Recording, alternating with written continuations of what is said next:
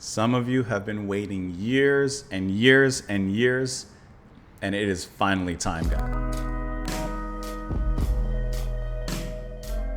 Man, I am really, really excited, and I hope that you guys are as well. Welcome back, everyone, one and all, to the channel. I hope that you are having the best day out there, whether it's morning, afternoon, evening. You're settling in, you're settling down, you're settling up. Either way, I really, really appreciate you for joining me on this full album reaction that we are going to embark upon today.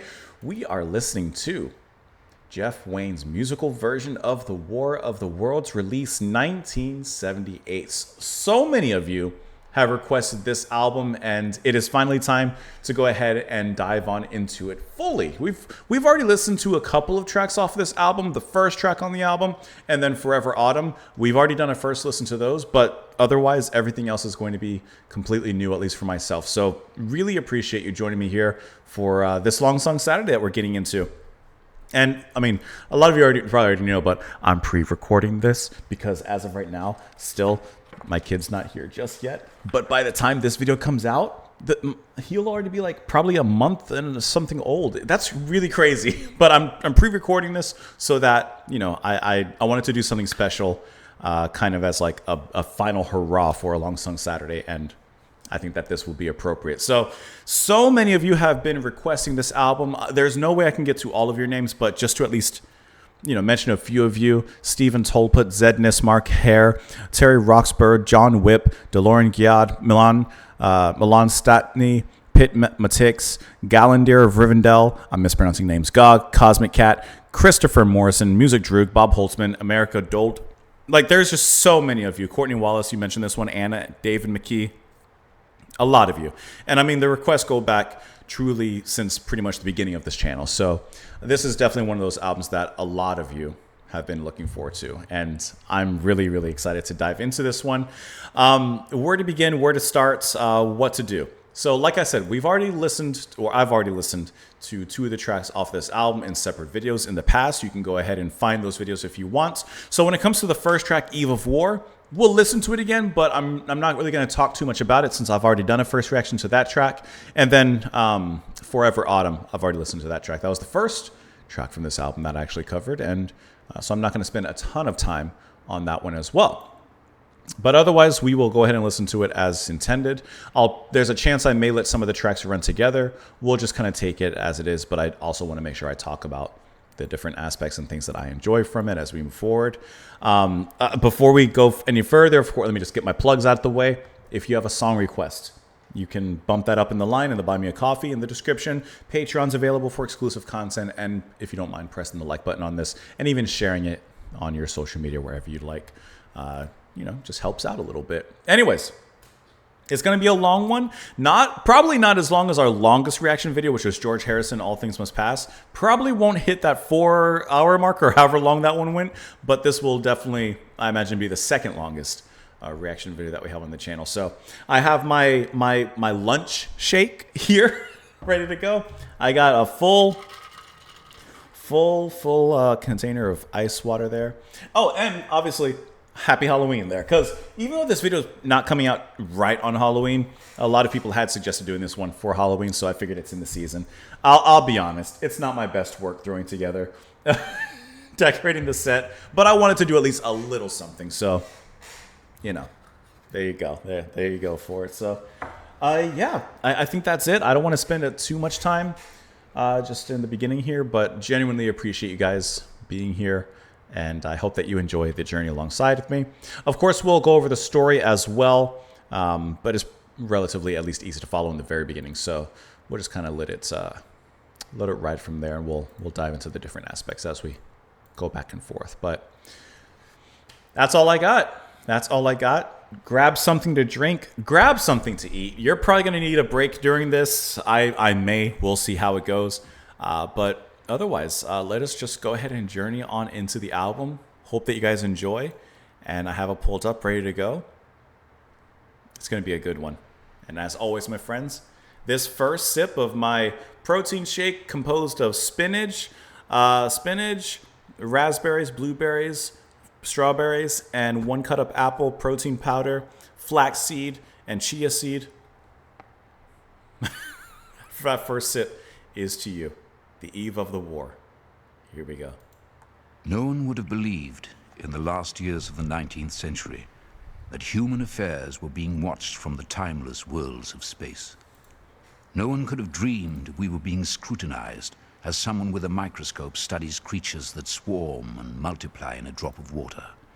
Few men even considered the possibility of life on other planets.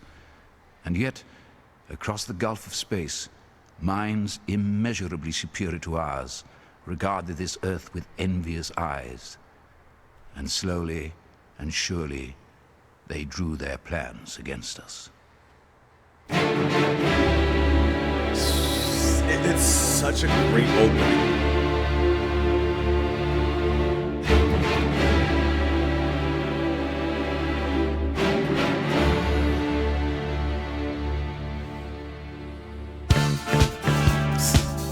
Come on now. It's such a perfect opening in setting the state for this tale.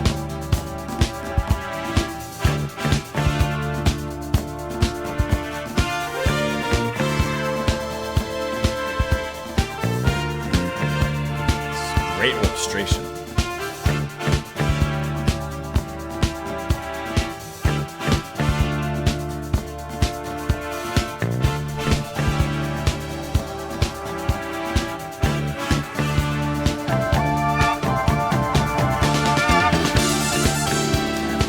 Synth.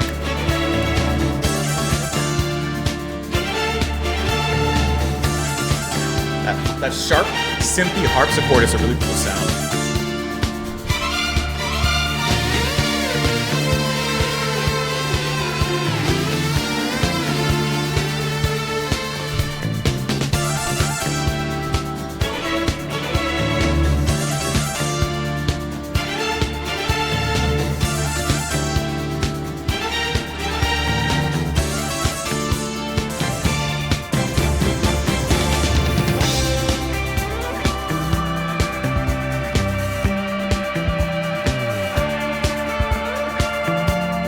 I think that this is literally the perfect opening for this album.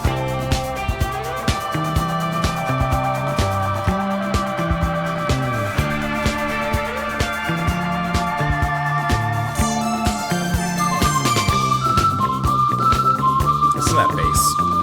I think that's Flowers' bass.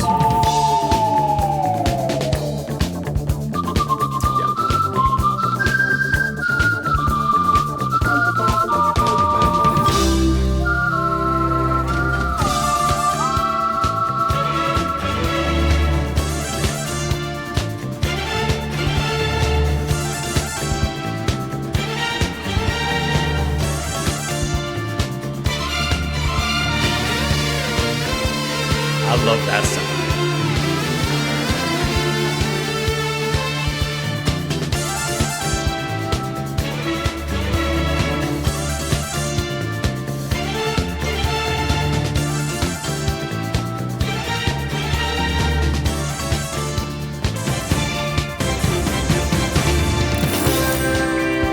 Nice strum.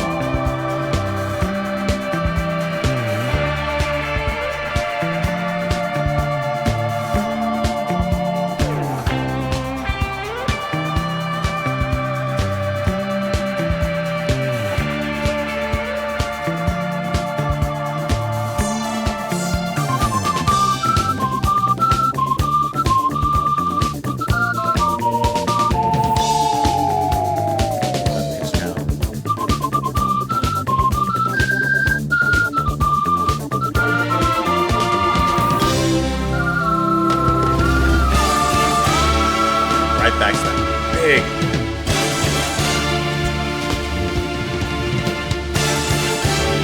This would be so great to play live.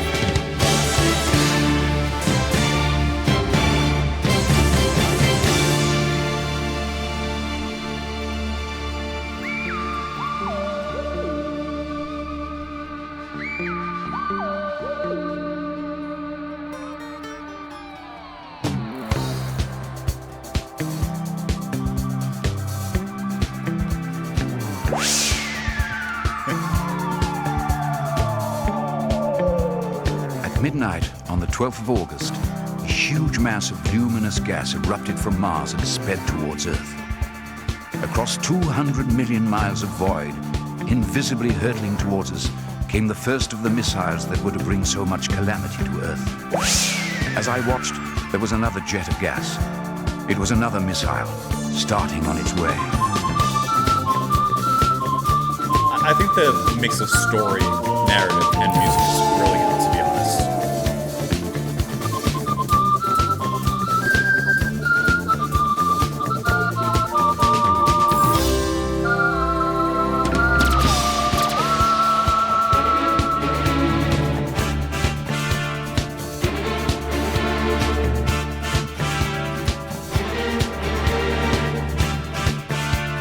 And that's how it was for the next 10 nights.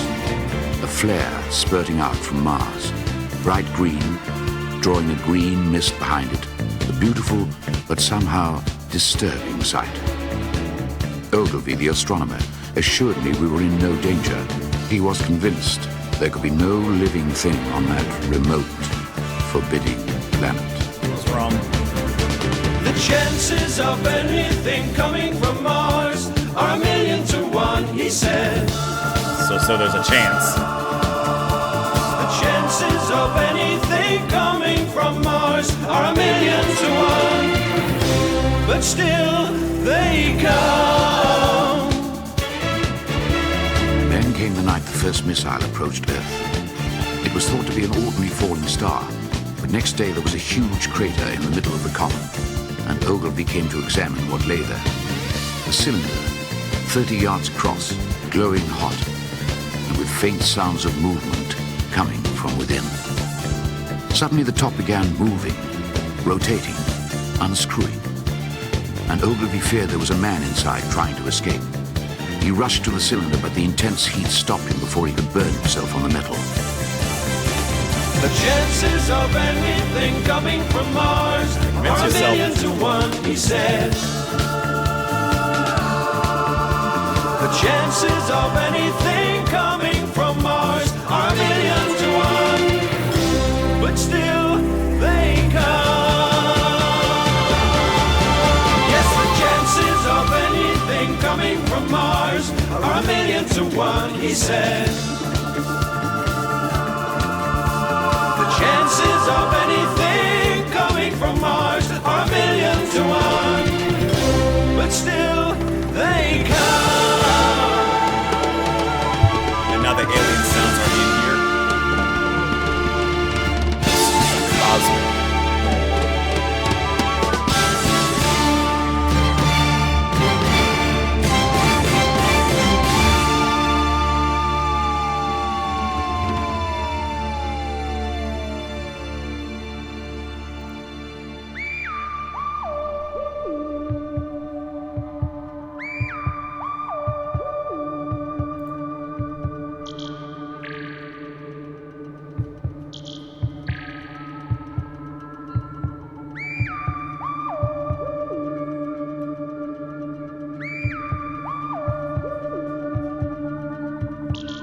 It seems totally incredible to me now that everyone spent that evening as though it were just like any other.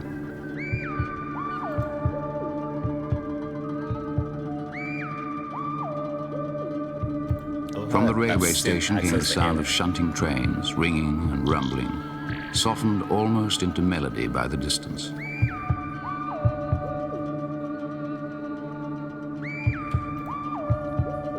It all seemed so safe and tranquil.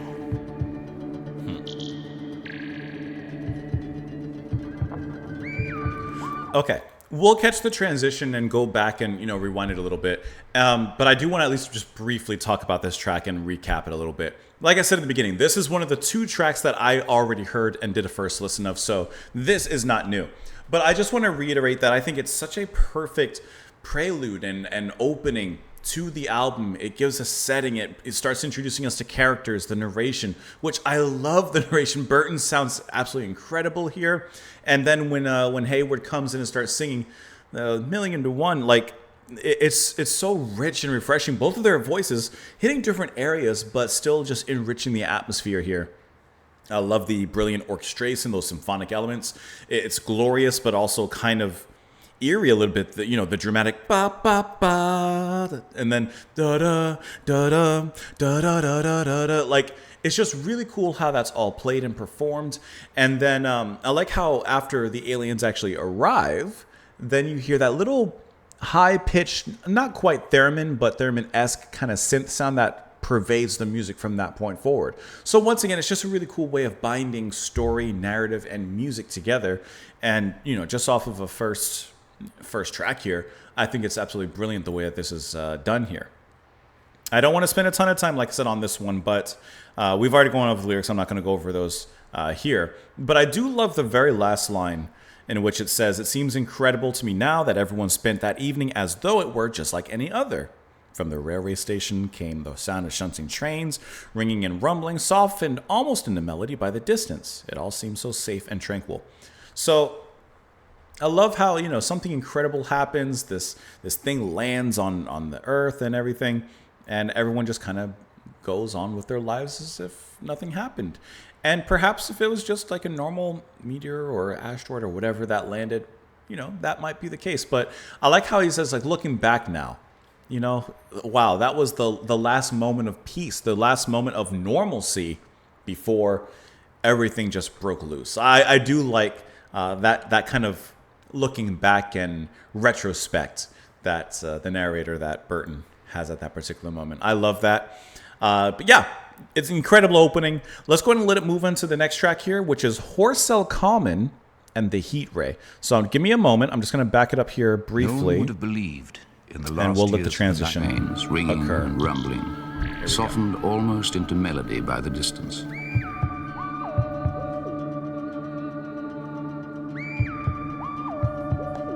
It all seemed so safe and tranquil.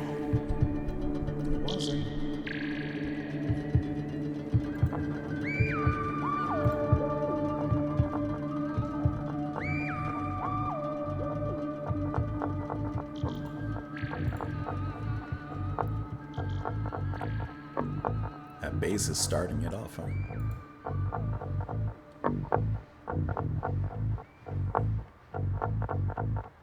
That's crunchy.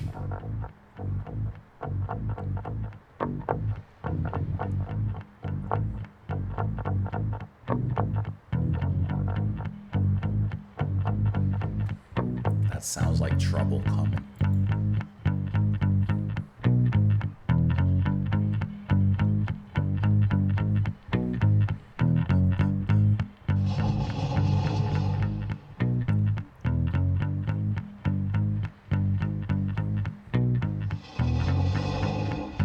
It's like the heat, the steam coming off of it.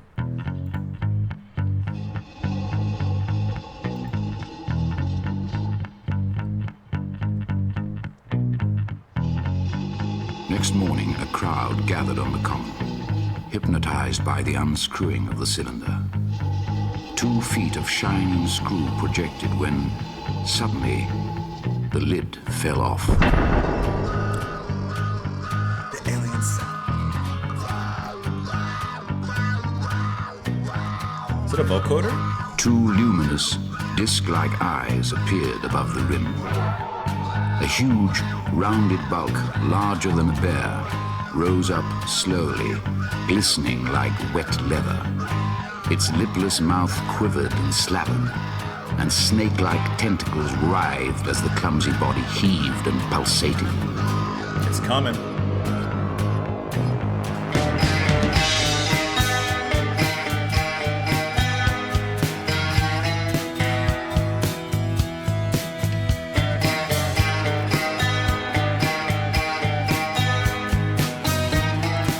That swangy guitar.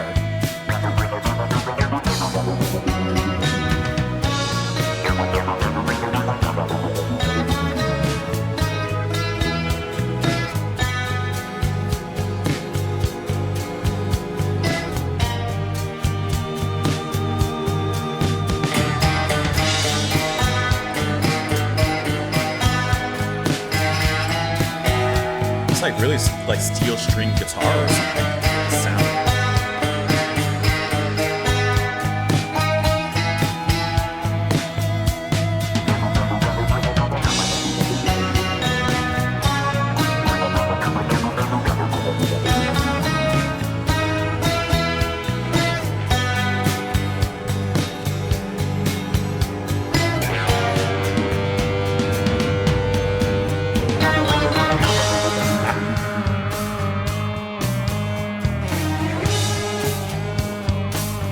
Like how the symphony is coming A behind few that young guitar. men crept closer to the pit.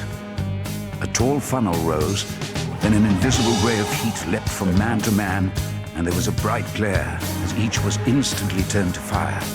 Every tree and bush became a mass of flames at the touch of this savage, unearthly heat ray.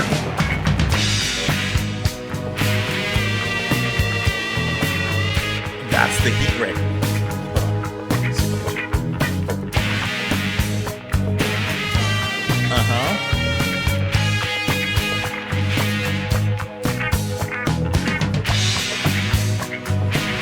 And it sounds like it's scorching. That is so cool.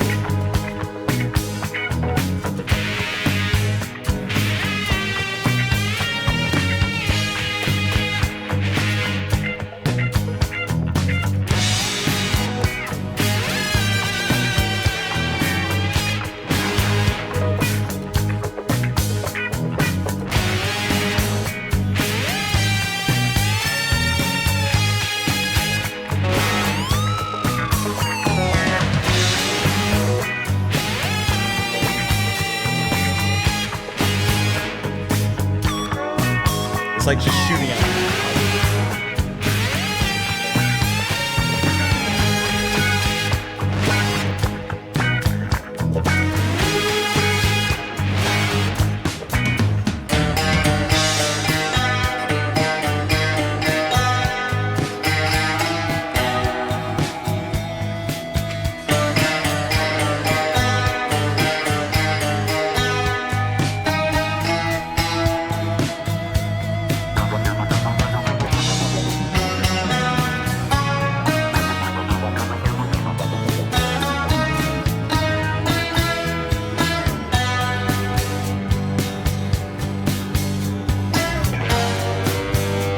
And it's roaring up again.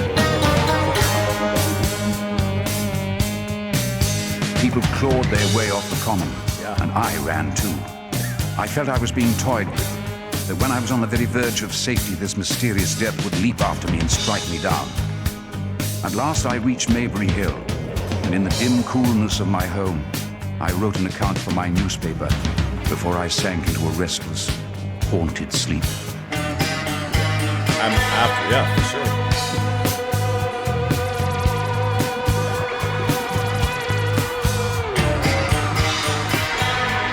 I like how the same sounds are happening right now as before, but it does get a little more dreamy aspect, like he's sleeping, right? Like he's haunted by the sounds, and you hear them in his dreams.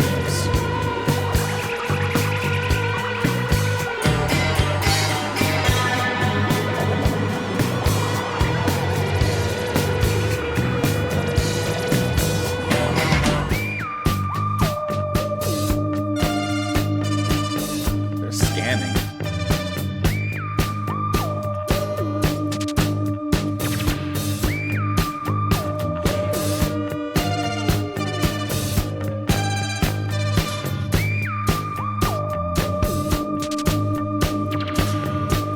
I awoke to alien sounds of hammering from the pit and hurried to the railway station to buy the paper.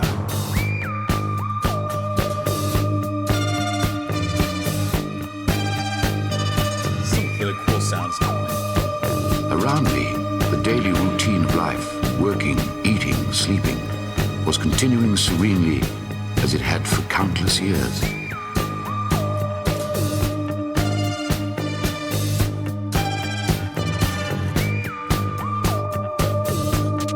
On Horsell Common, the Martians continued hammering and stirring, sleepless, indefatigable, at work upon the machines they were making.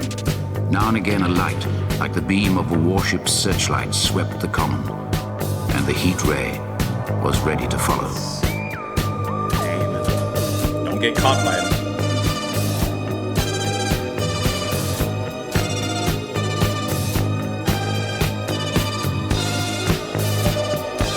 They're scanning.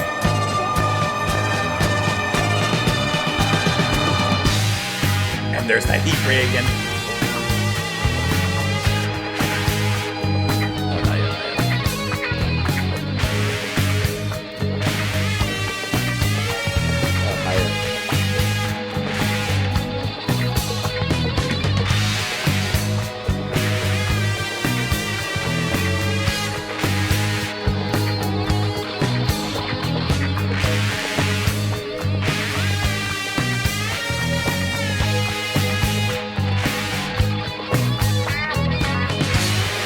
Love the guitar solo happening in the back behind us.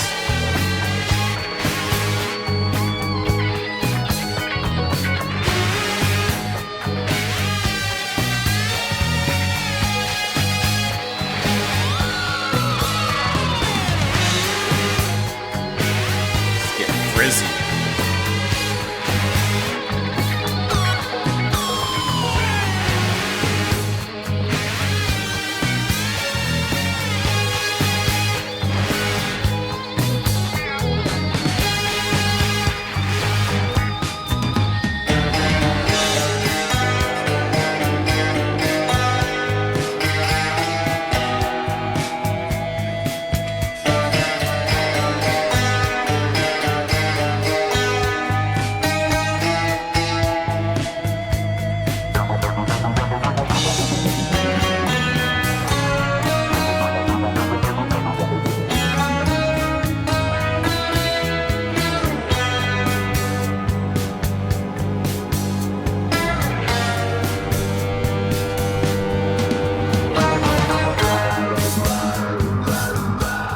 That vocoder comes through. That's a cool sound. In the afternoon, a company of soldiers came through and deployed along the edge of the common to form a cordon.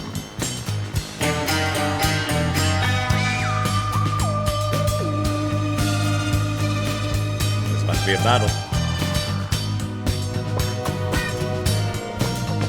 That evening, there was a violent crash, and I realized with horror that my home was now within range of the Martian's heat ray. Time to move.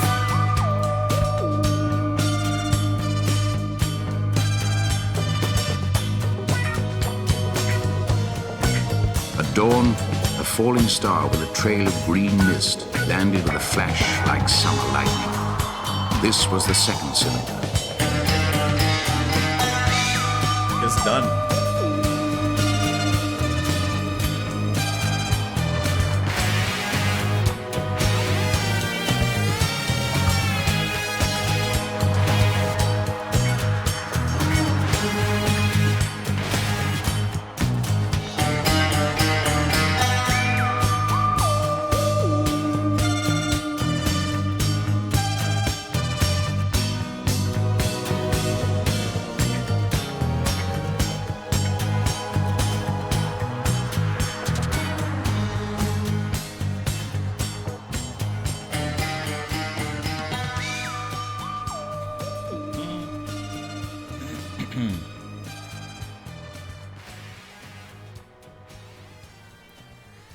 And that, ladies and gentlemen, is the end of the first side of this double album. Okay, what I love is that obviously with all the different musicians and the different voices that we hear, they represent different characters in this particular dramatic and musical version of the music we're listening to. But what I also love is that the actual instruments, the actual musicians, and the sounds that they make are just as much part of the characterization that's happening. Not just scenery, but actually characters themselves. The obvious are like the alien sounds and the and then the like, to me that's the alien scanning, like that sound. And then the coolest thing I think with this track, I mean, it's called Horsell Common, the heat ray, won the place, and then the action that's taking place is that heat ray, that laser that's coming out of the aliens, and how the guitar just comes up with this scorching, burning kind of line that just shoots out, that lead that shoots out. That I think is so cool, that actual tone that they got. On guitar here, we're going to have Chris Spedding and Joe Partridge on the guitars on this album. And I think that is just such a hot lead to use to, perform that heat ray sound. And I like how in the second part of this track, how you hear the guitar soloing happening behind and around that heat ray, as if it's just utter bedlam and chaos that's happening as the alien begins to attack. And then of course you got the second alien that comes down at the very end of this. Boy, that's a cliffhanger. You're on the first side, and the army comes. They're working on the first alien. They've formed a cordon around him. They're ready to take him on, and then what do you know? Second canister arrives, and who knows when it'll end. So I really like how the story begins. The story gives us a cliffhanger at this particular junction in this season of this show, so to speak. But it's just really, really wonderfully played. And speaking of the characterization, that kind of, to me, it sounds like steel strings or some sort of heavy strings or gauge on the guitar that's being played. That to me represents like the people, like just the general populace in that specific area before they get attacked by, the aliens there.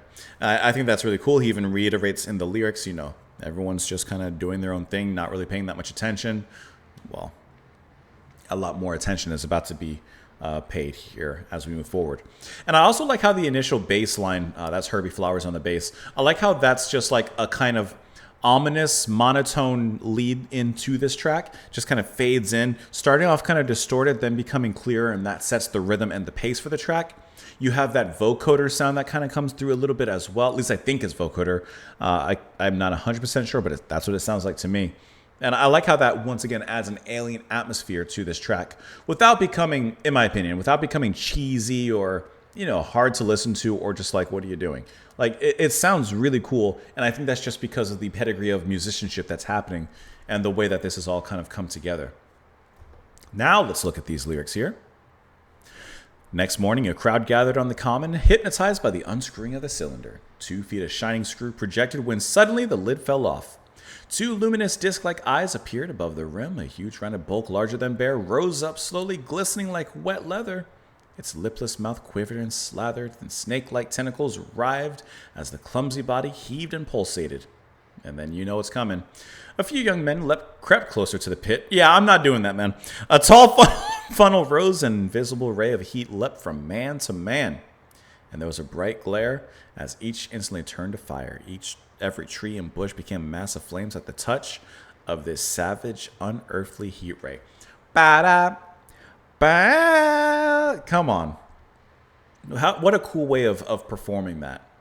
People clawed their way off the common. I ran too. I was being toyed with, and when I was on the verge of safety, this mysterious death would leap after me and strike me down. At last, I reached Mayberry Hill. I wonder how far Mayberry Hill is from the common.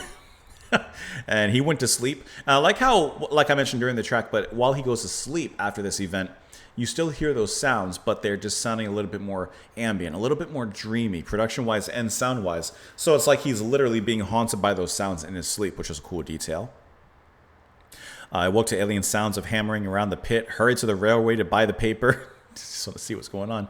Around me, the daily routine was still going on, right? Working, eating, etc.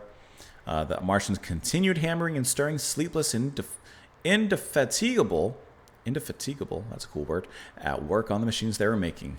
Now and again, the light of the beam of the warship's searchlight swept the common, and the heat ray was ready to follow. If they scan you, they're blasting you.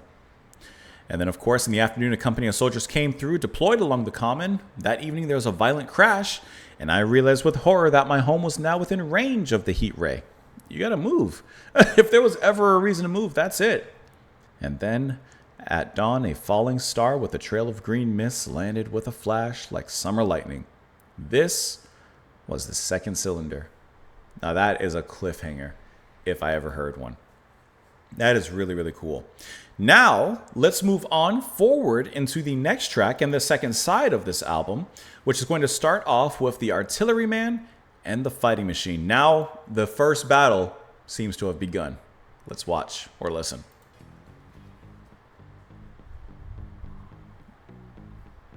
That bass starting again, huh?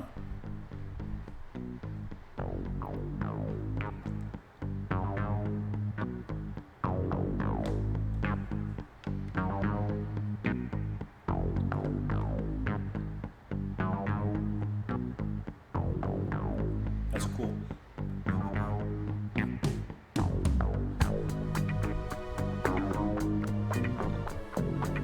The hammering from the pit and the pounding of guns grew louder.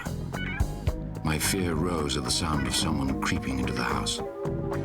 Then I saw it was a young artilleryman, weary, streaked with blood and dirt. Anyone here? Come in. Here, drink this. Thank you. What's happened? They wiped us out. Hundreds dead, maybe thousands. The heat ray? The Martians. They were inside the hoods of machines they'd made. Massive metal things on legs. Giant machines that walked. They attacked us. wiped us out. Machines? Fighting machines, picking up men and bashing them against trees. Just hunks of metal, but they knew exactly what they were doing. There was another cylinder came last night. Yes, it looked bound for London. London. Carrie. I hadn't dreamed there could be danger to Carrie and her father so many miles away. I must go to London at once. And me, to report to headquarters. If there's anything left of it. There's a mission. There's a mission now. Drawing us in.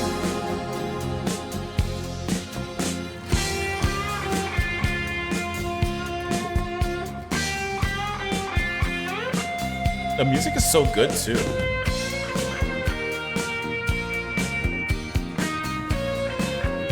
I love Flower's bass line.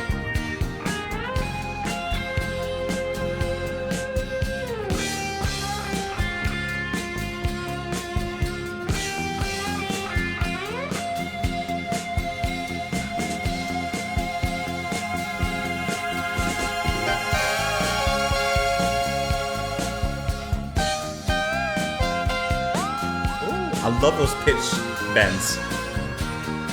At Byfleet we came upon an inn, but it was deserted.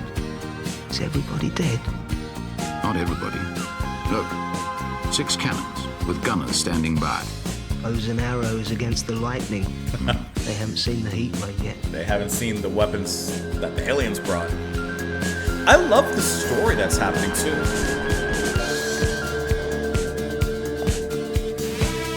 There's a rush, there's an urgency. Now.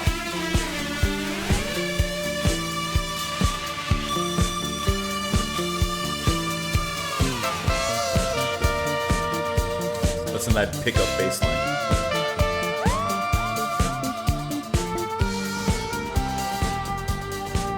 We hurried along the road to Weybridge.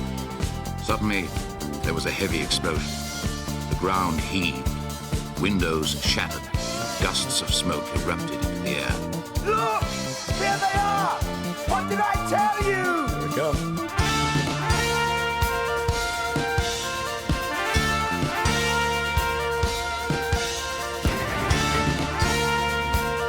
Those heavy strings.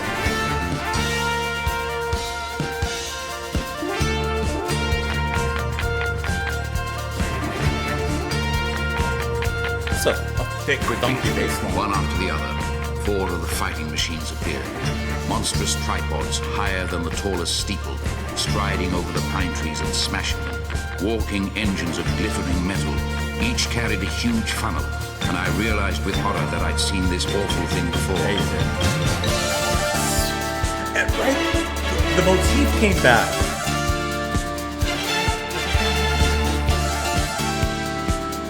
This is a sensational album.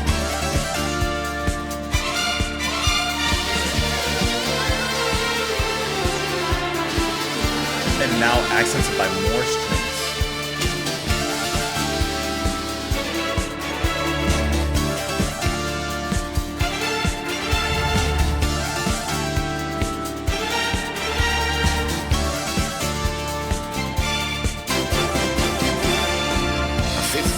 Appeared on the far bank. It raised itself to full height, flourished the funnel high in the air, and the ghostly, terrible heat ray struck the town.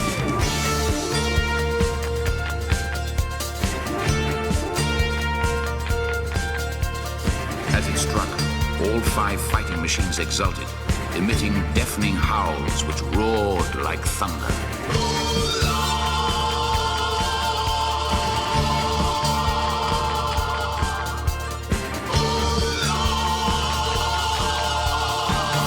That is so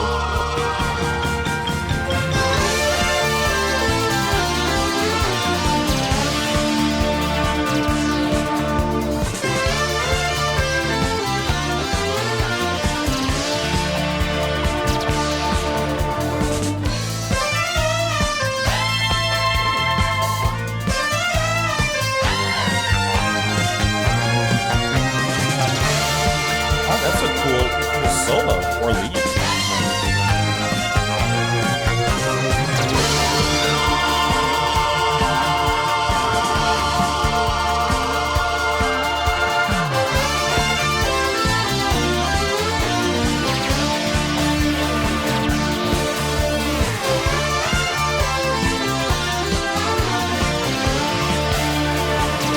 synth is a big flourish.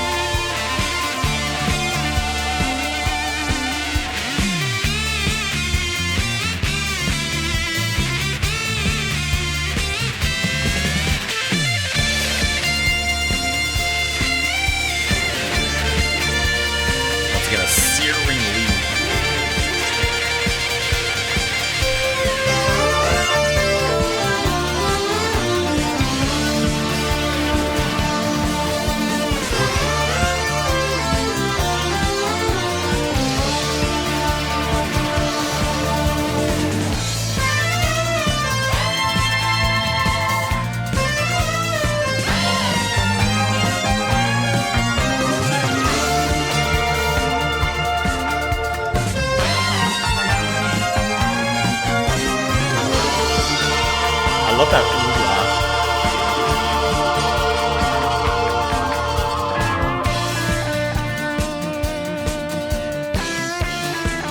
Herbie locking it in. The 6 guns we had seen now fired simultaneously, decapitating a fighting machine. The Martian inside the hood was slain, splashed to the 4 winds, and the body, nothing now but an intricate device of metal, went whirling to destruction. As the other monsters advanced, people ran away blindly, the artillerymen among them. But I jumped into the water and hid until forced up to breathe. Now the guns spoke again, but this time the heat ray sent them to oblivion. It's over.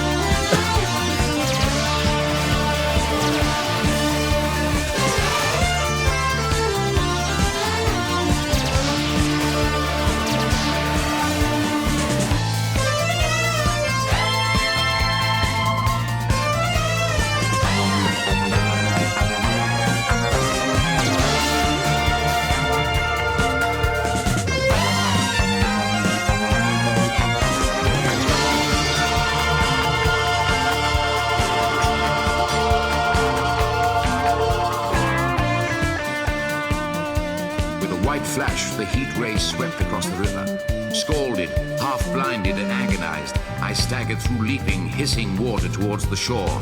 I fell helplessly in full sight of the Martians, expecting nothing but death. The foot of a fighting machine came down close to my head, then lifted again as the 4 Martians carried away the debris of their fallen comrade. And I realized that by a miracle, I had escaped. You got lucky that time. Very lucky.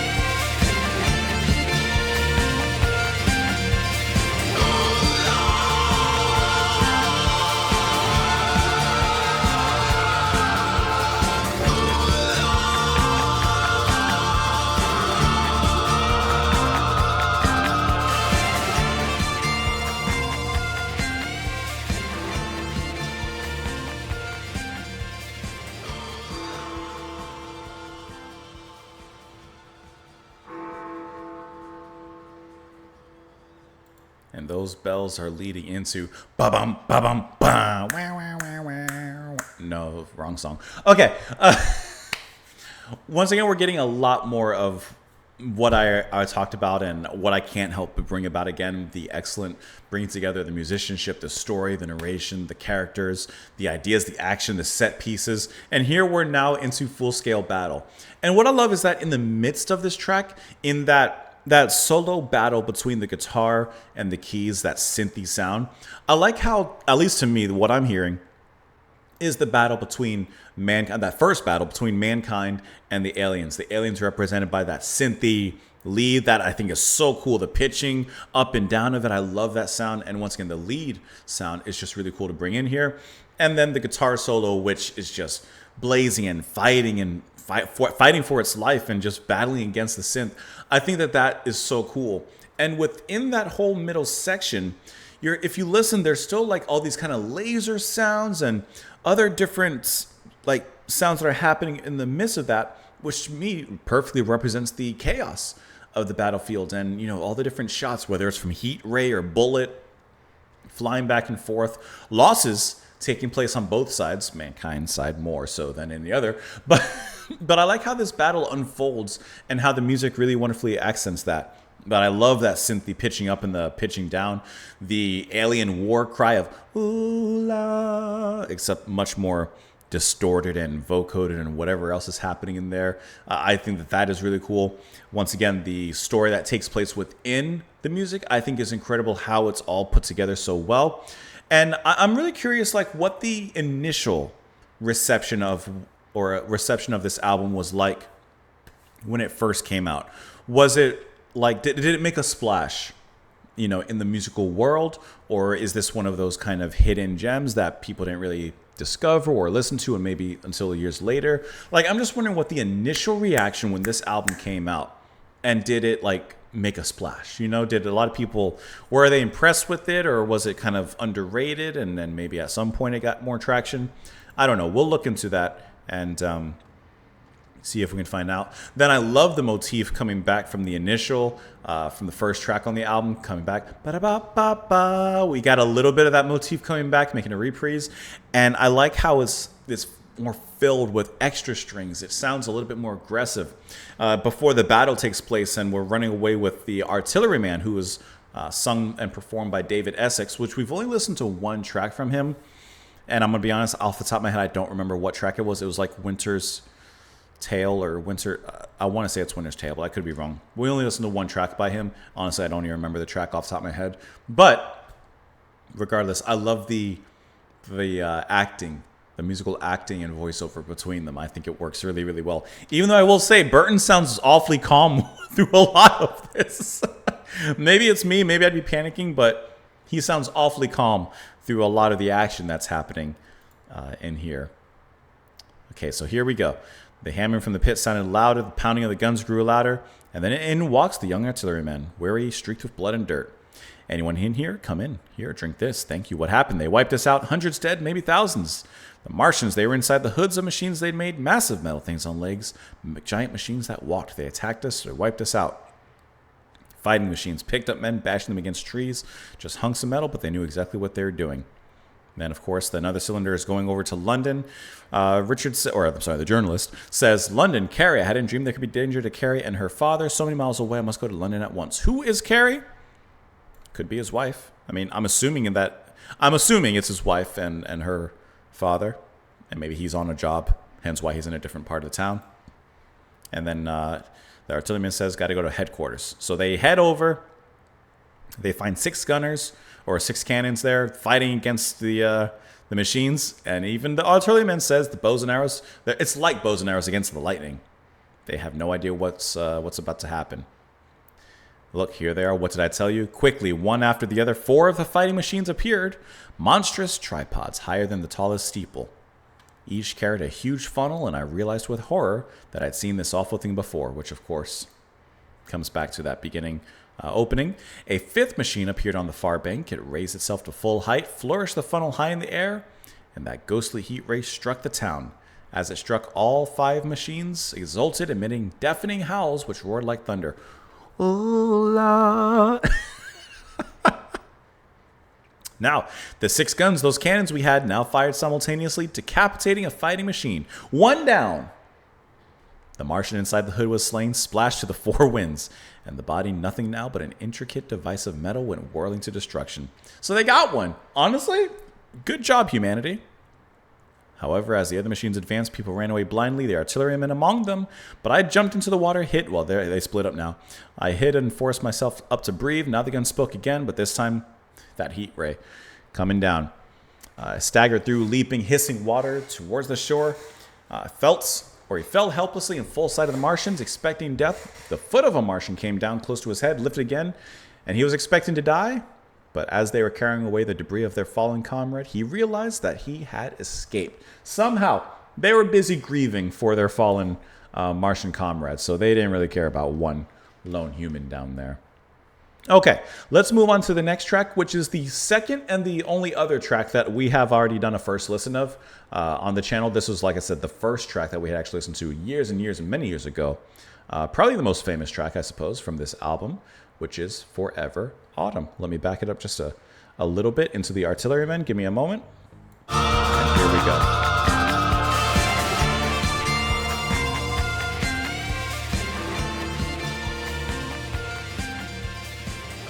That's a cutting guitar line.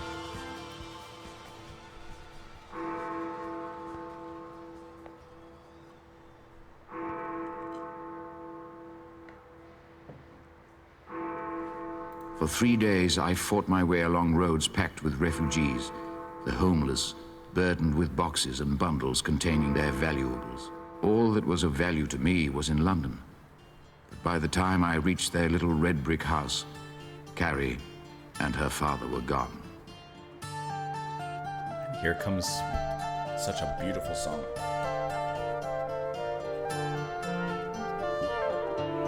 The summer sun is fading as the year grows old, and darker days are drawing near. The winter winds will be much colder. Now you're not here. It's a gorgeous melody there.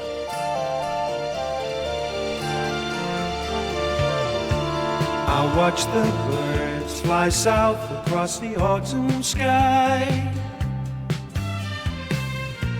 and one by one they disappear.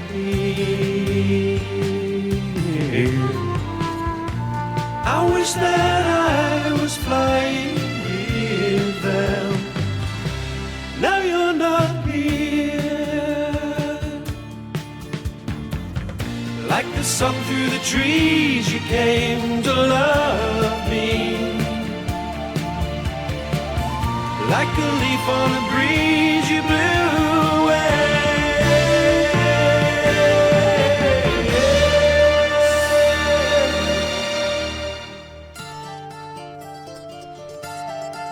I mean, it's just incredibly beautiful. Through autumn's golden gown, we used to kick our way. You always love this time of year. Those fallen leaves lie undisturbed now, 'cause you're not here. 'Cause you're not here. 'Cause you're not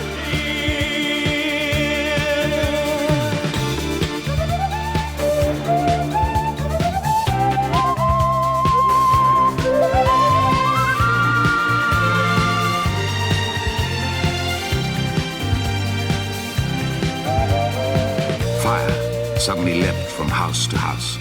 The population panicked and ran, and I was swept along with them, aimless and lost without Carrie.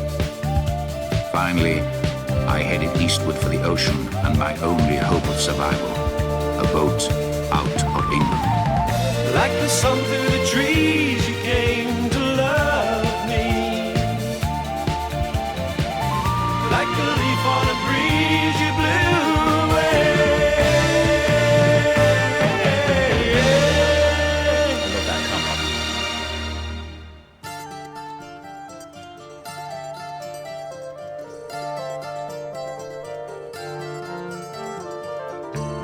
A gentle rain falls softly on my weary eyes, as if to hide a lonely tear. My life will be forever autumn, 'cause you're not here.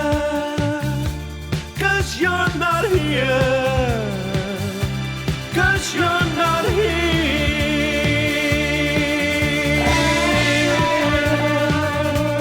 What a good song. As I hastened through Covent Garden, Blackfriars and Billingsgate, more and more people joined the painful exodus. Sad, weary women, their children stumbling and streaked with tears, their men bitter and angry, the rich rubbing shoulders with beggars and outcasts. Bringing it all Dogs together. snarled and whined, the horses' bits were covered with foam, and here and there were wounded soldiers, as helpless as the rest.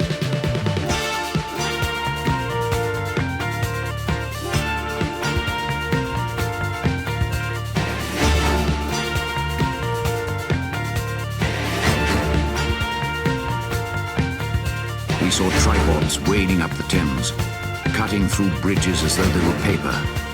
Waterloo Bridge, Westminster Bridge. One appeared above Big Ben. There it is again.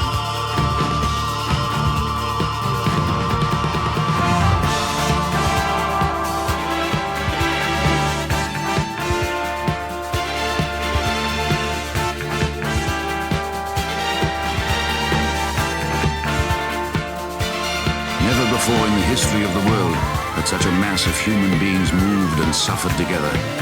This was no disciplined march. It was a stampede, without order and without a goal.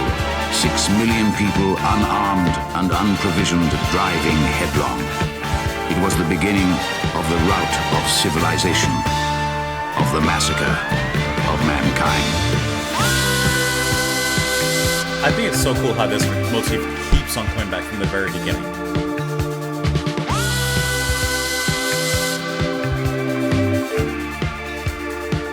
Some xylophone or vibraphone in there too.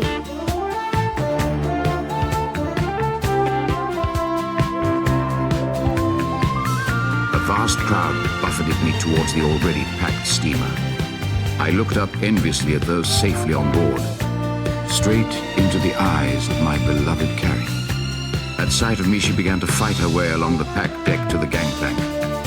At that very moment, it was raised, and I caught a last glimpse of her despairing face as the crowd swept me away from her. Like the sun through the trees, you came to love me. Like a leaf on a breeze, you blew away.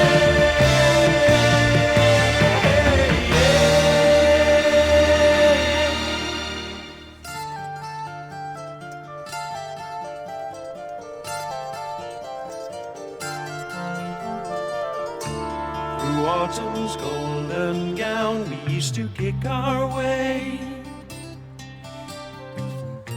You always love this time of year. Those fallen leaves lie undisturbed now, 'cause you're not here. 'Cause you're not here. 'Cause you're not here. Okay, all right, we gotta stop it somewhere so I can talk. Forever Autumn. It's an absolutely beautiful song with gorgeous, stellar melodies. I mean, it's just emotional, very, very heart-wrenching, I feel. And the story within it, within this track, I think makes it even that much more so. You know, in the midst of this disaster and this chaos, he's just trying to find Carrie, just trying to find his wife, I would assume. Still don't know for sure, I'm just assuming for all I know. And then he does find her, you know, but still they're separated even at the last moment. But at least they caught a glimpse of each other. And I mean, the way that Justin performs this track is just so gorgeously and solemnly romantic, the way he feels, just forlorn. The mix of dramatics that are brought in here as well, just once again showcasing the story. He's extremely well executed. And what I was thinking in listening, and once again, this is a song that I've already covered on the channel, so I'm not going to talk a lot about this one. One thing I do think that is really cool is, once again, we bring back the motif from the very beginning, from the eve of war.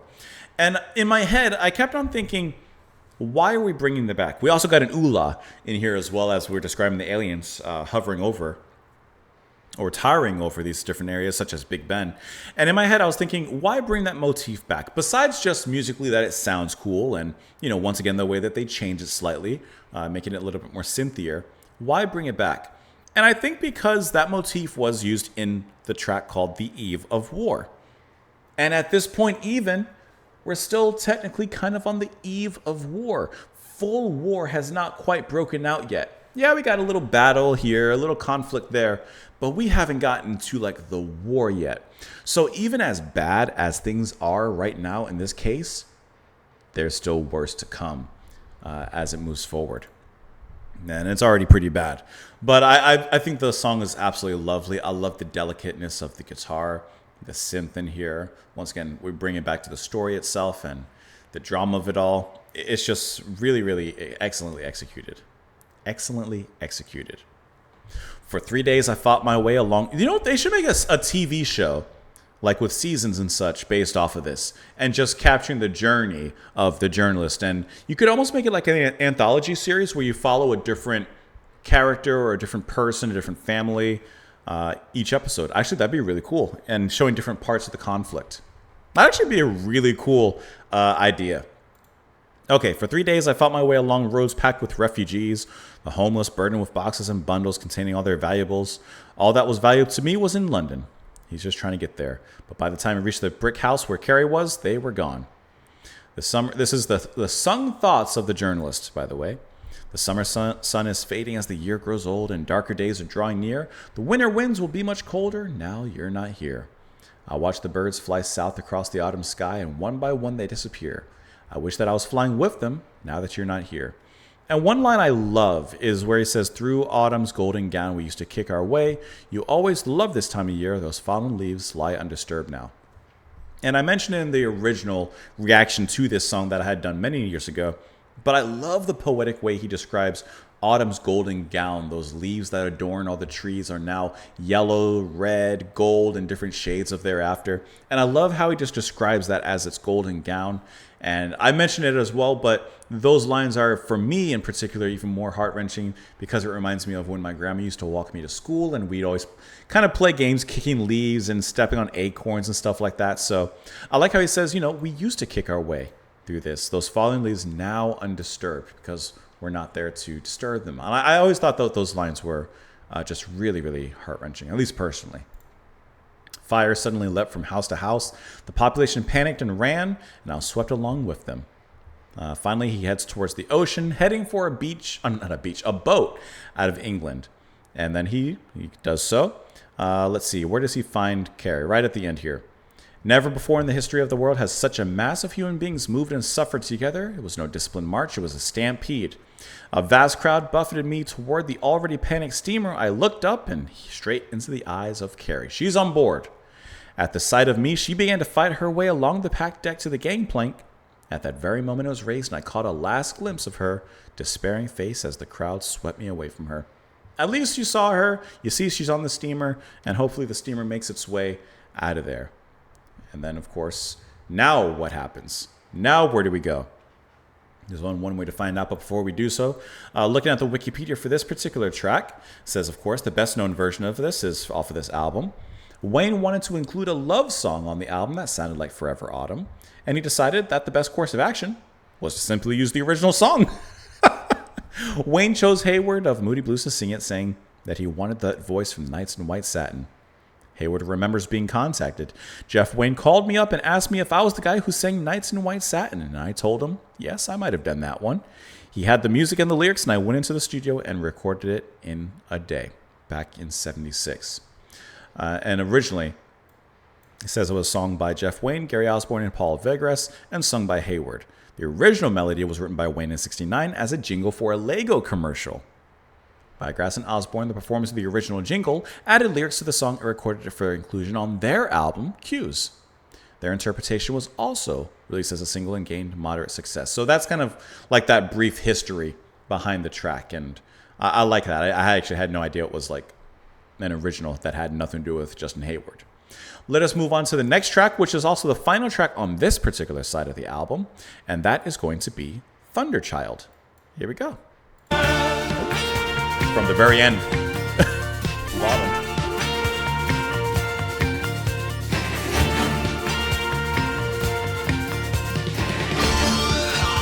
Another hula?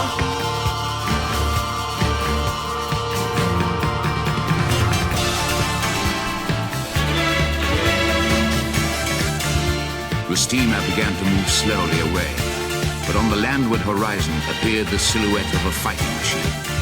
Another came, and another, striding over hills and trees, plunging far out to sea and blocking the exit of the steamer.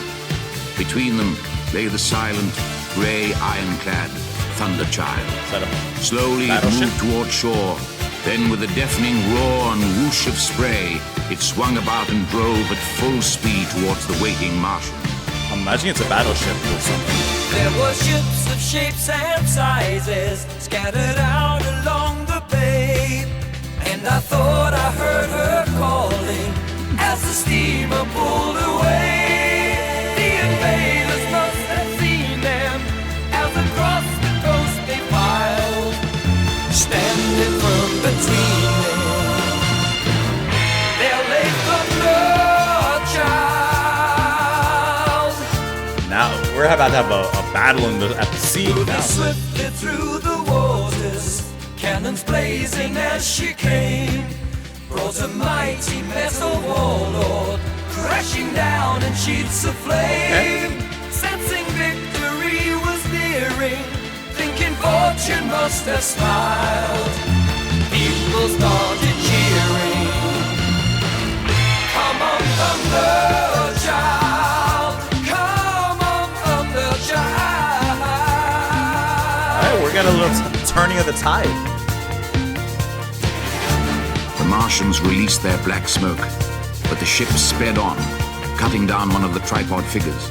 Instantly, the others raised their heat rays and melted the Thunderchild's valiant heart. Oh, that didn't last long, that victory. And there's that heat ray.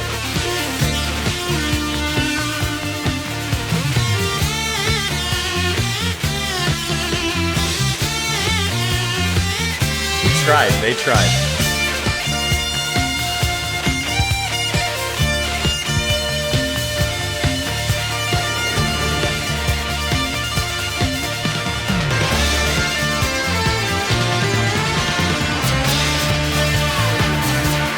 See the lasers?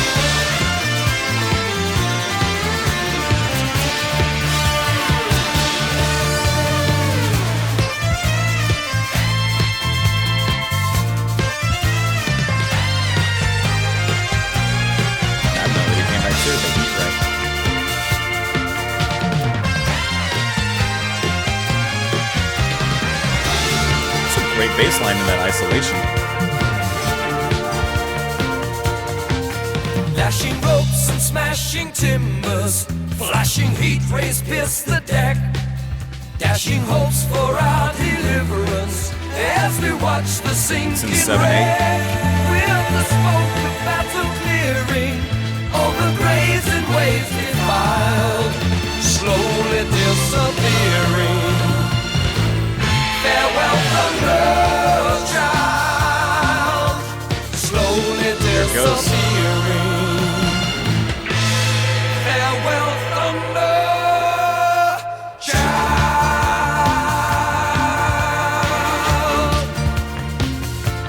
Farewell, Thunderchild. Farewell, Thunderchild.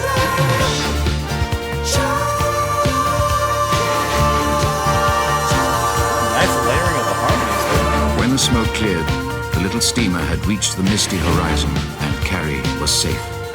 But the Thunderchild had vanished forever, taking with her man's last hope of victory.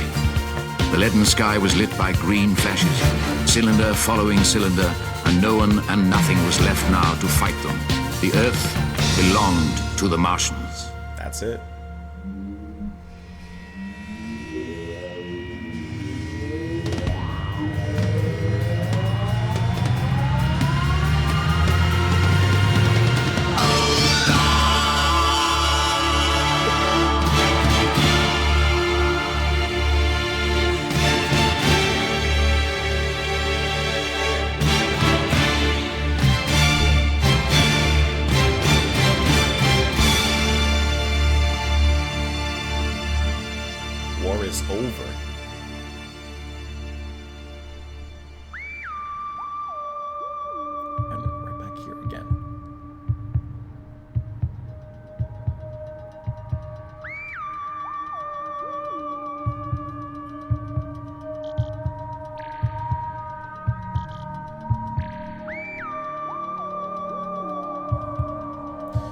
Talk about losing the battle and the war.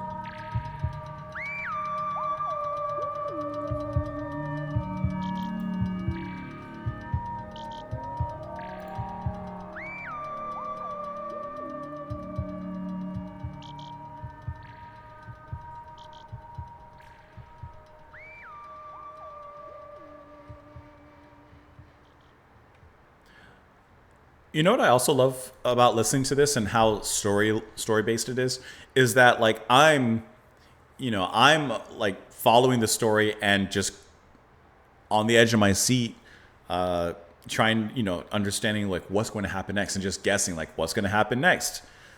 Thunderchild went out there.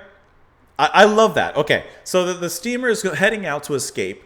The Martians, they go ahead of it and they're like, you ain't going nowhere. And then right in between them lands Thunderchild, the ship, their Earth's last defense to take down the Martians, and it does a pretty good job. It takes down at least one of them. I mean, in the lines it says, cannons blazing quickly, and steamer pulled away. Let me see, crashing down, brought a mighty metal warlord down, crashing down the sheets of flame.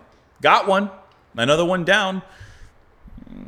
And all the people on the shore were cheering, saying, all right, you got this, Thunderchild. But that victory was super short-lived. And can I tell you, what I just noticed, that's the album cover. Let me pull up the album cover here really quick. It's a little blurry on my screen, but there's Thunderchild. There's the cannons. And that didn't last very long. I just noticed that. That is really cool how that's there's the scene right there for you. Thunderchild got one, but the Martians got everyone else. And then at the very end, even more cylinders are coming down. The sky lit up green. And as he says, Earth belongs to the Martians now. It's over. And I love how it ends the same way it began musically. That is just really cool. And this was such a cool, dramatic, once again, battle taking place. You heard all the different laser sounds, the crashing of the cymbals kind of sounding to me like the impact of the cannon and of the heat ray, which you also heard return. But then the waves crashing around in this naval battle that's happening. And it's just cool and theatrical and very dramatic. The singing is great. I love following along with the lyrics and, just the voices speaking over everything. And then the utter despair that we are left with there at the end of the track. I think that is just really, really cool how all this so wonderfully comes down together.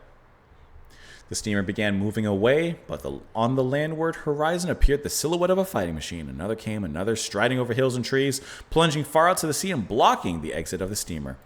Between them lay the silent, gray, ironclad Thunderchild. And here's the voice of humanity, sung by Chris Thompson. Don't recognize Chris Thompson. At least his name doesn't sound familiar. Where's the person? Here we go. Chris Thompson. Okay. Best known for his work with Manfred Mann's Earth Band. Haven't heard a lot from them. And specifically noted for his lead vocal classic on Blinded by the Light. Okay, so that's where Mr. Thompson is from. There were ships of shapes and sizes scattered out along the bay, and I thought I heard her calling as the steamer pulled away. The invaders must have seen them as across the coast they filed. Standing firm between them, there lay Thunderchild. Moving swiftly through the waters, cannons blazing as she came, brought a mighty metal warlord crashing down in sheets of flame. We got one! Sensing victory was nearing, thinking fortune must have smiled, people started cheering, come on, Thunderchild.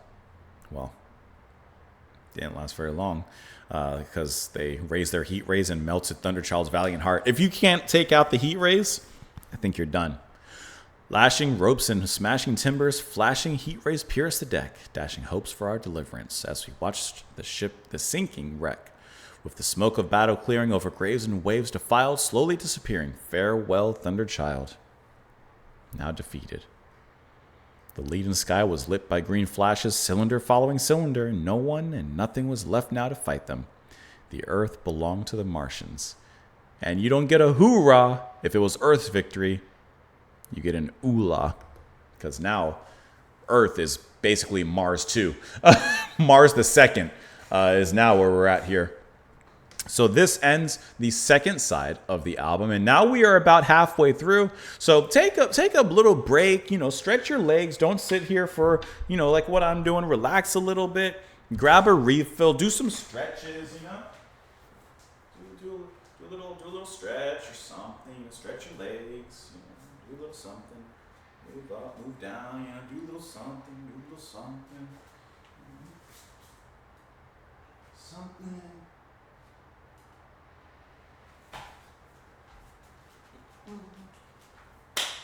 Okay. Got the blood pumping again. You don't want the blood just sitting there. You need to get it moving a little bit, Take a break. I kind of got to use the bathroom a little bit. Matter of fact. Hey, listen. Give me one brief moment. Hold on.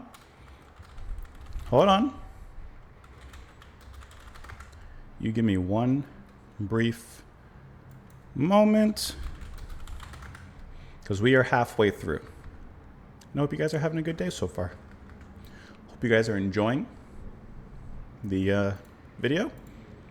And before I come back, I'm just going to go use the bathroom real quick. Hold on. There's nothing. Hold on. Here you go. Something to watch. Give me 1 minute. I'll be right back.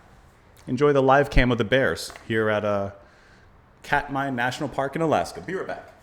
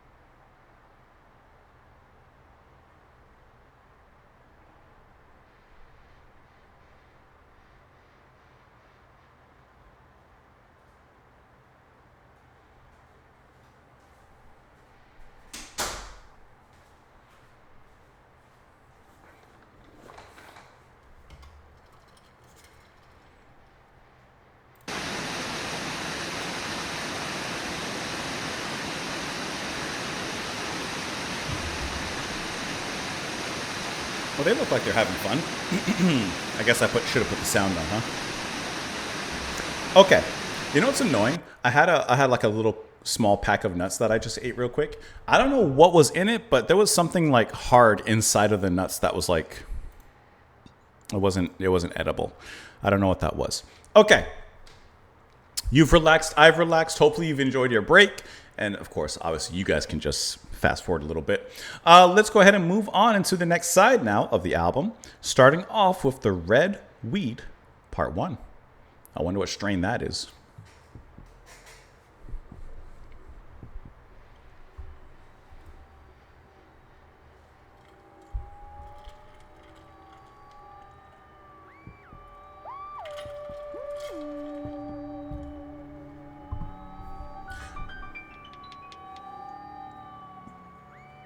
Next day, the dawn was a brilliant, fiery red, and I wandered through the weird and lurid landscape of another planet, for the vegetation which gives Mars its red appearance had taken root on Earth. That makes sense. As man had succumbed to the Martians, so our land now succumbed to the red weed.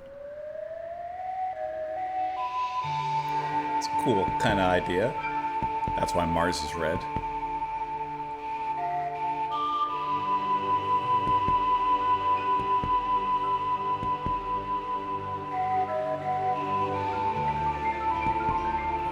It's like beautiful, but kind of ominous.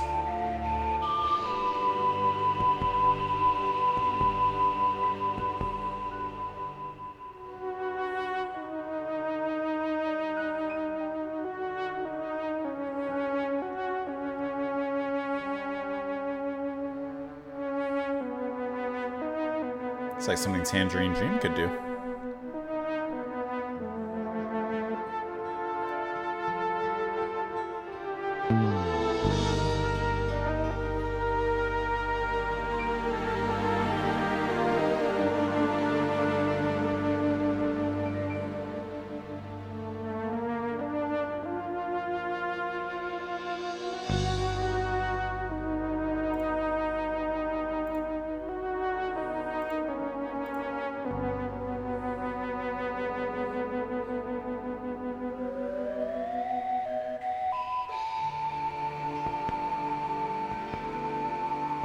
Those little pulses on the side. And that flute definitely gives it like a nature kind of fern kind of sound.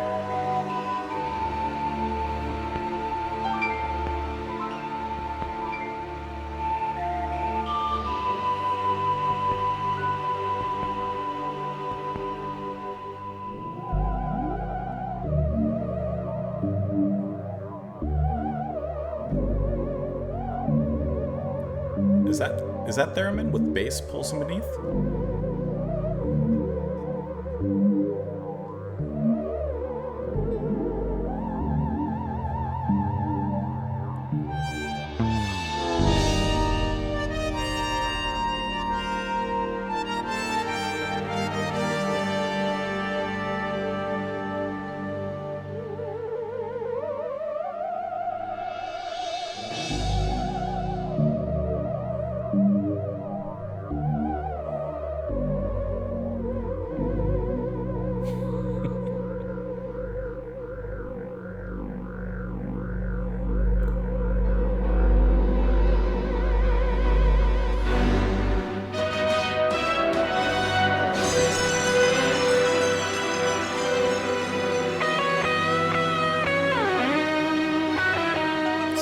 Anthemic guitar.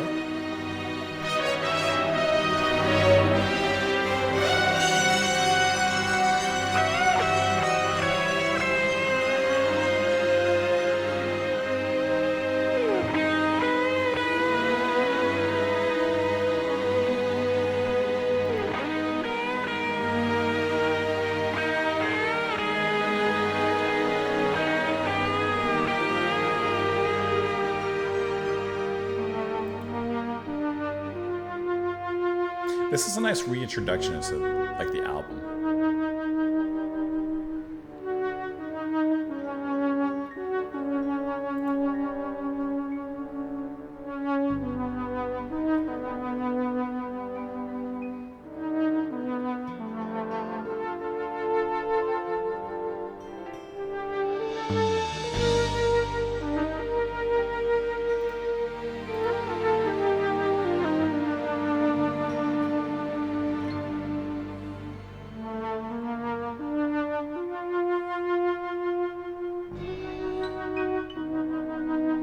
Wherever there was a stream, the red weed clung and grew with frightening voraciousness, its claw-like fronds choking the movement of the water. And then it began to creep like a slimy, red animal across the land, covering field and ditch and tree and hedgerow with living, scarlet feelers, crawling, crawling.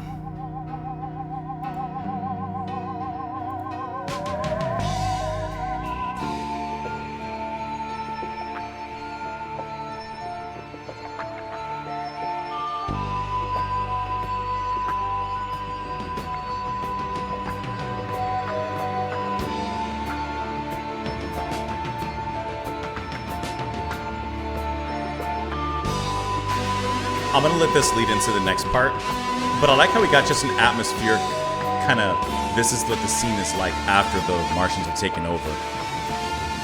But we're gonna let it go to the next track, which is Spirit of Man. I suddenly noticed the body of a parson lying on the ground in a ruined churchyard. I felt unable to leave him to the mercy of the red weed, and decided to bury him decently. More characters.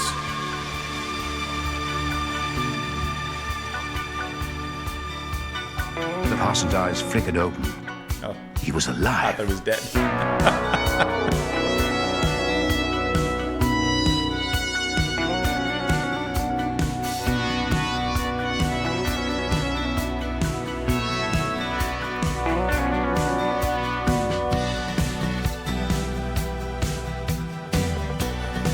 Nathaniel, I saw the church burst into flame. Are you all right? Don't touch me. But it's me, Beth, your wife. No, you're one of them. A devil. He's delirious. Lies. I saw the devil's sign. What are you saying? The green flash in the sky. His demons were here all along, in our hearts and souls, just waiting for a sign from him. And now they're destroying our world. But they're not devils, they're Martians. We must leave here. Look, the house still standing. Come, Nathaniel, quickly. We took shelter in a cottage, I like and how black calm the smoke journalist spread, is. hemming us in. We must leave. Then a fighting machine came across the field, spraying jets of steam that turned the smoke into thick, black dust.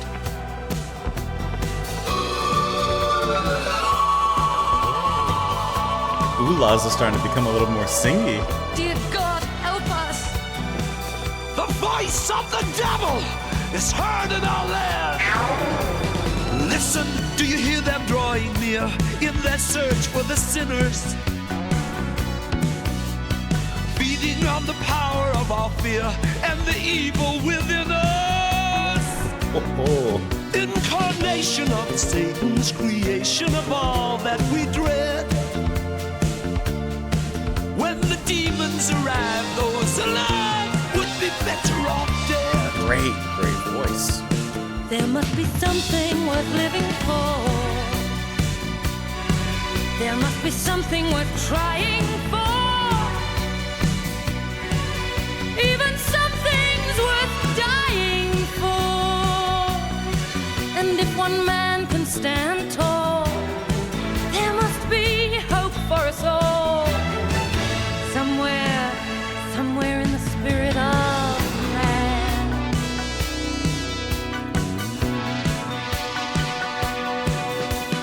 Once there was a time when I believed without hesitation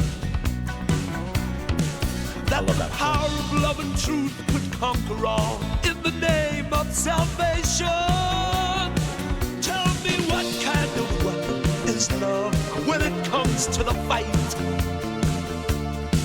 And just how much protection is true against all Satan's might? There must be something worth living for. There must be something worth trying for. Let's use the voice of reason. Even something's worth dying for.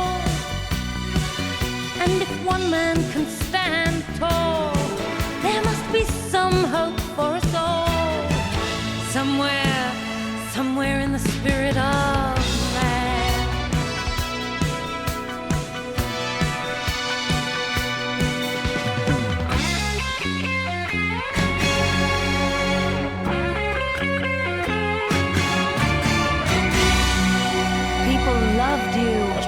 trusted you, came to you for help.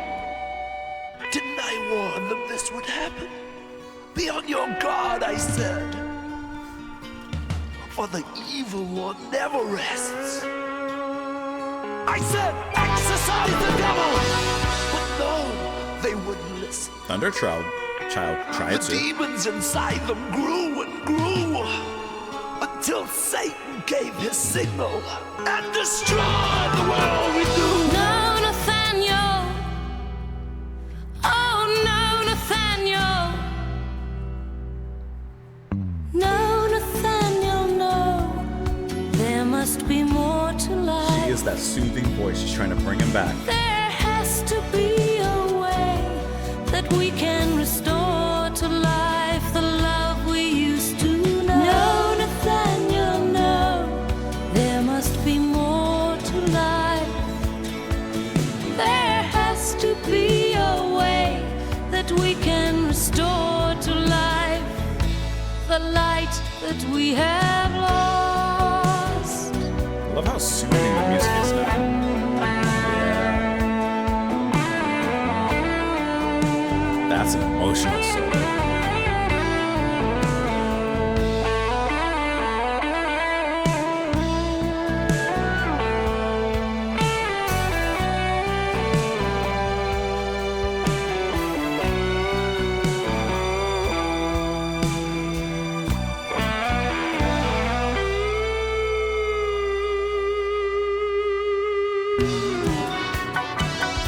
That was a great moment. I actually wish that went on longer. I love that. Now darkness has descended on our land, and all your prayers cannot save us. Like fools, we've let the devil take command of the souls that God gave us. To the altar of evil, like lambs, to the slaughter we're led. Love the bass playing with the singing there. When the demons arrive, the survivors will envy the dead. There must be something worth living for. No, there is nothing. There must be something worth trying for. I don't believe it so. Even something's worth dying for. If just one man could stand tall, there would be some hope for us all. Somewhere in the spirit of man. Forget about goodness and mercy. They're gone. Guitar playing is really on point this track.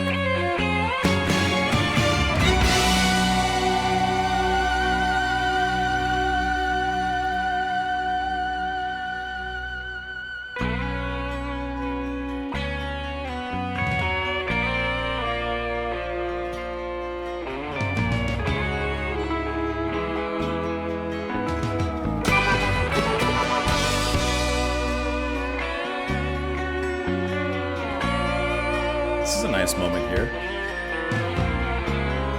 It's a little despairing, but brief moments of hope. Didn't I warn them? Pray, I said. Destroy the devil, I said. They wouldn't listen. I could have saved the world. But now it's too late. Too late! No, Nathaniel. Oh, no, Nathaniel. No, Nathaniel, no. God, I love when she There starts singing must like be it. more to life.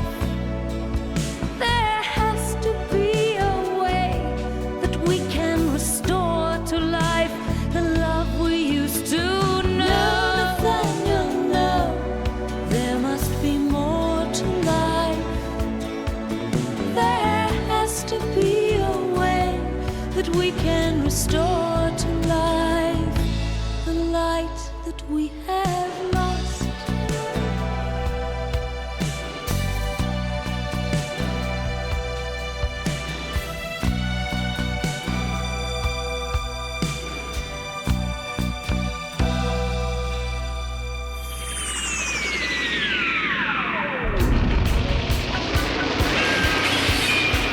guys are in trouble.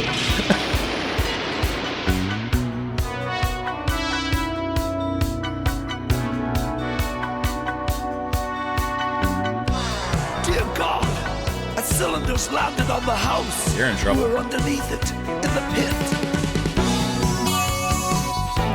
And now the synths come in just like the aliens are here again. They found you, bud. The Martians spent the night making a new machine. It was a squat, metallic spider with huge, articulated claws. But it, too, had a hood in which a Martian sat. I watched it pursuing some people across a field. It caught them nimbly and tossed them into a great metal basket upon its back.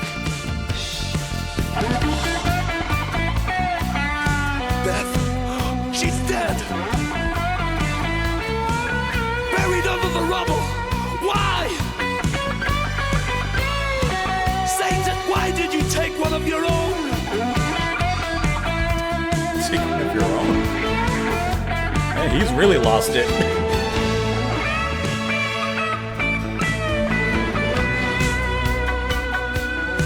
There is a curse on mankind. We may as well be resigned to let the devil take the spirit of man.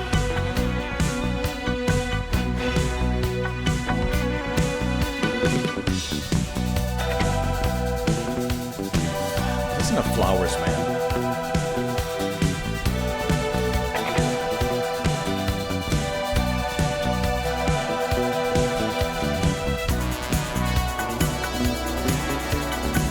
As time passed in our dark and dusty prison, the parson wrestled endlessly with his doubts. His outcries invited death for us both, and yet I pitied him.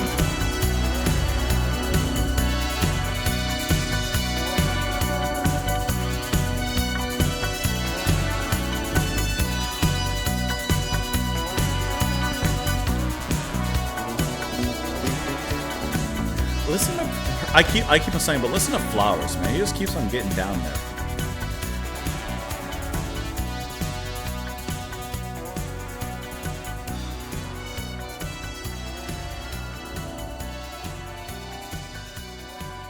And it now leads into Redweed Part 2. Okay, so let's talk about that. So I mentioned Redweed briefly, but I like how it, when we're reintroduced into the story, kind of like a few years later almost kind of thing, even though it's not. But I like how we get a little bit of atmospheric on how Earth has changed, at least, environmentally, with the red weed now growing around and changing Earth into Mars. And just as the Martians took over, now it's literally kind of taking over. But we have to talk about Spirit of Man. So with Spirit of Man, we're introduced to two new characters. The first is going to be Phil Lynott from Thin Lizzy in here. And I love his singing, just filled with angst and grit and sorrow and anger. And he's definitely losing it just a little bit. And then you have Julie Covington, who's playing his wife, Beth. I never heard of her. I'm just looking at her Wikipedia page here real quick. She's an English singer and actress best known for the recording of the original version of Don't Cry for Me, Argentina, which she sang on the concept album Evita. Never heard of her and never heard of it. But I love how we get this really cool dynamic in the story at this point. Because as we learned previously, the war is pretty much over. There is no war anymore, like Earth lost. So instead of focusing on that right now, we're focusing on the humanity kind of stories. Kind of like with a show like Walking Dead, like the zombies at the beginning are kind of the threat, but as it moves on, it's more just other people.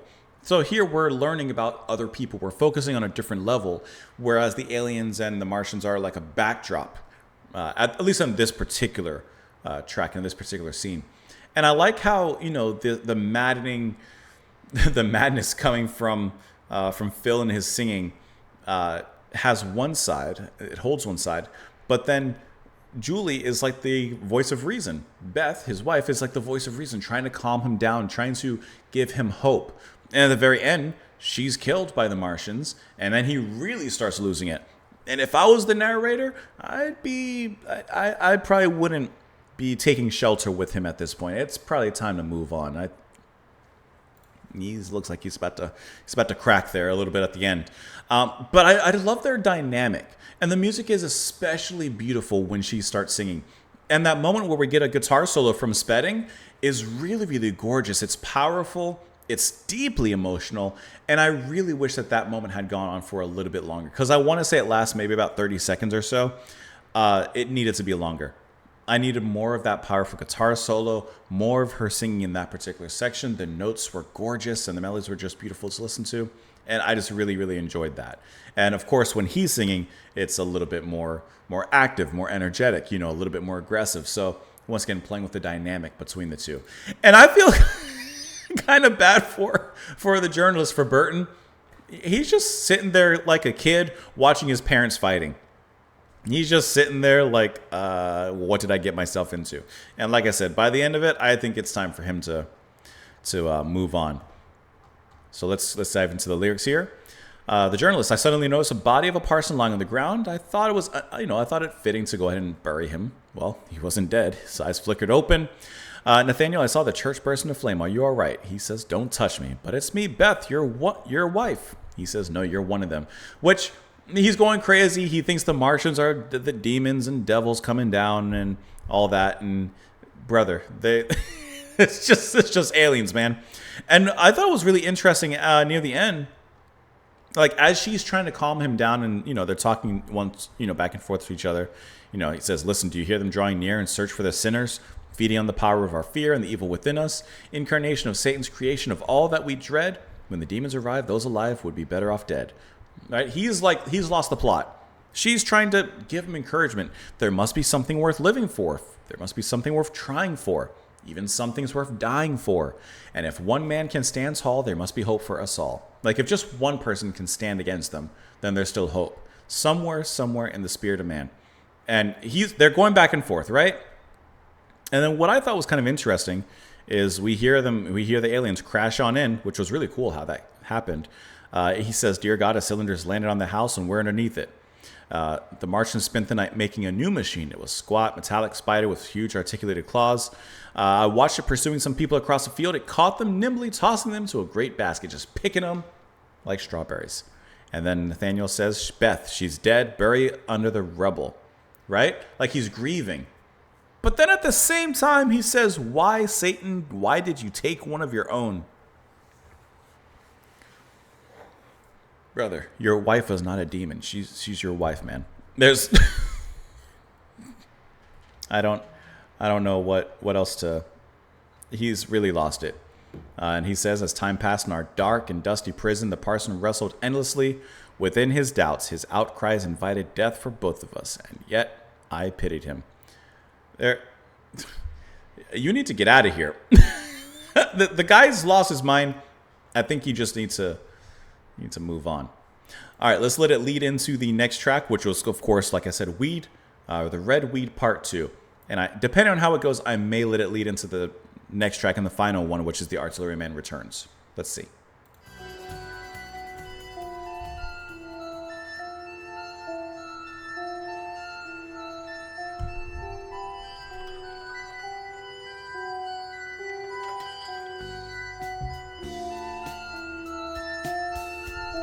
I still think Tangerine Dream would be cool to kind of get on a track like this.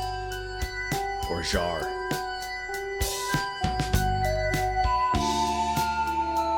That little fluty sound comes back.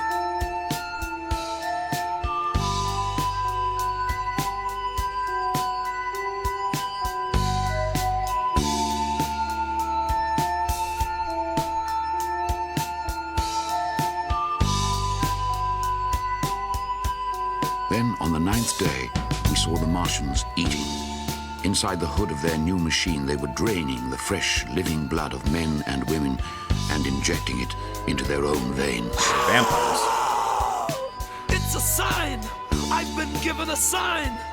They must be cast out! And I have been chosen to do it! You gotta get out of here, man. I must confront them now! No, Parson, no! Those machines are just demons in another form. I shall destroy them with my prayers. Honestly, just let him go. I shall burn them with my holy cross. It's a danger to you. I shall... The curious eye of a Martian appeared at the window slit, and a menacing claw explored the room. I dragged the parson down to the coal cellar. I heard the Martian fumbling at the latch. In the darkness, I could see the claw touching things. Walls, coal, wood. And then it touched my boot. I almost shouted. For a time it was still, and then, with a click, it gripped something. The parson. With slow, deliberate movements, his unconscious body was dragged away, and there was nothing I could do to prevent it. Honestly, probably for the best.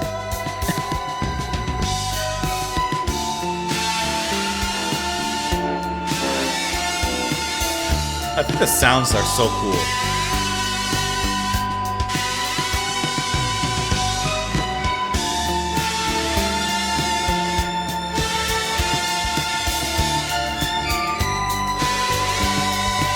Double hit off that hi-hat.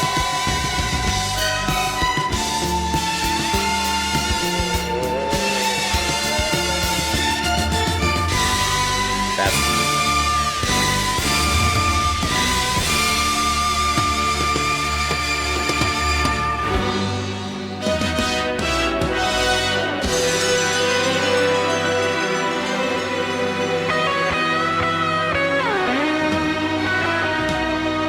Nice anthemic guitar lead.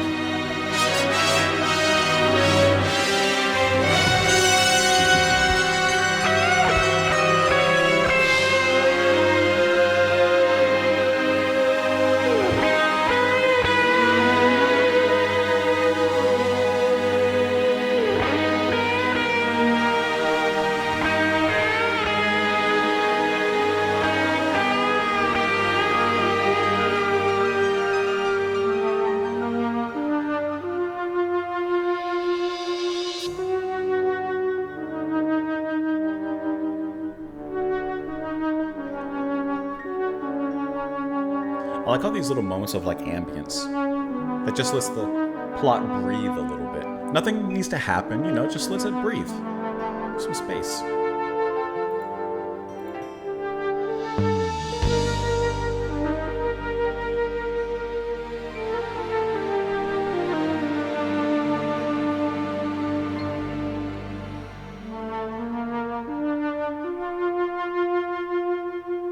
I crept to the blocked window slit and peered through the creeper. The Martians and all their machinery had gone. Trembling, I dug my way out and clambered to the top of the mound. Not a Martian in sight. The day seemed dazzling bright after my imprisonment, and the sky a glowing blue. Red weed covered every scrap of ground, but a gentle breeze kept it swaying. And oh, the sweetness of the air. It's nice to get some fresh air after all that.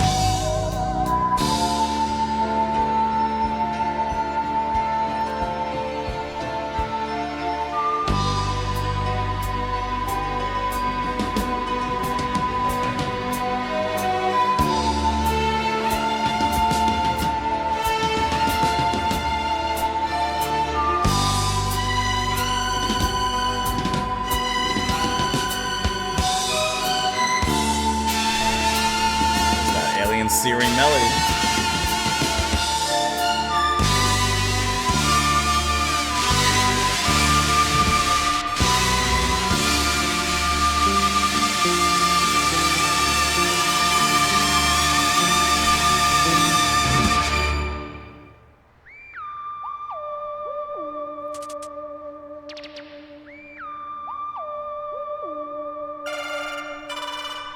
It's that scanner again. Almost sound like a telephone.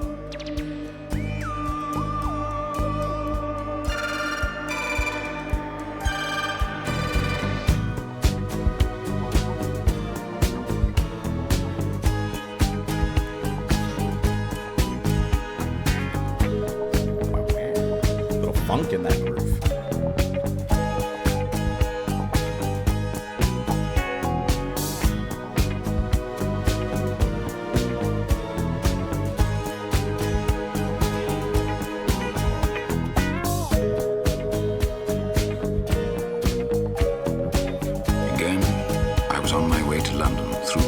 And villages that were blackened ruins, totally silent, desolate, deserted. Man's empire had passed away, taken swiftly and without error by these creatures who were composed entirely of brain. Unhampered by the complex systems which make up man, they made and used different bodies according to their needs. They never tired, never slept, and never suffered, having long since eliminated from their planet the bacteria which cause all fevers and other morbidities. Okay, so we're gonna stop it right there for a brief moment, just so we can talk about these two tracks. Okay, interesting that this, unless I'm missing something, it says the Artilleryman returns, this track, but there's, I don't see anything in the lyrics here that even tells us that, like, he's there, which I'm very surprised. So maybe musically it returns, or he returns, but there's nothing explicitly saying that he's there. Getting back to the red weed there, listen, probably for the best that Nathaniel has been taken by the aliens. I like the tension of, you know, being in the house in that pit and the tentacle, you know, searching for them. And I do remember that scene in the Tom Cruise version of War of the Worlds, and I remember that was one of the really, really good scenes there. But yeah, I thought that was really cool, very tense. I like how, once again, in the beginning, the atmosphere from part one kind of seeps in and creeps through, almost a little bit of electronic ambience to an extent, and then the music kind of kicks in around that, and that tentacle grabs him and puts him in his picnic basket. And like I said, probably for the best at that particular point. I do not believe we'll be hearing from Phil in the future in the rest of this album. And once again, I just think it's so kind of funny how calm Burton sounds here as the journalist through all these situations. He does mention, you know, no, at this point, no Nathaniel, but, you know, that was like one of the few moments where we get a little bit of more upstart emotion there from him. But otherwise, he seems very cool, calm, and collected throughout this. And then the Artilleryman just kind of brings it back down, ending this particular side of the album. Nothing really hugely of notes besides a lot of the cool sounds that we're still hearing, which I love how it kind of showcases that the aliens' presence, it's always there.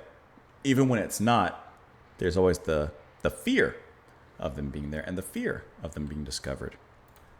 Let's briefly look at some of these lyrics here. Then on the 9th day, we saw the Martians eating inside the hood of their new machine. They were draining the flesh, living blood of men and women, and injecting it into their own veins. Just a little recycling. It's a sign. I've been given a sign that must be cast out, and I have been chosen to do it. I must confront them now.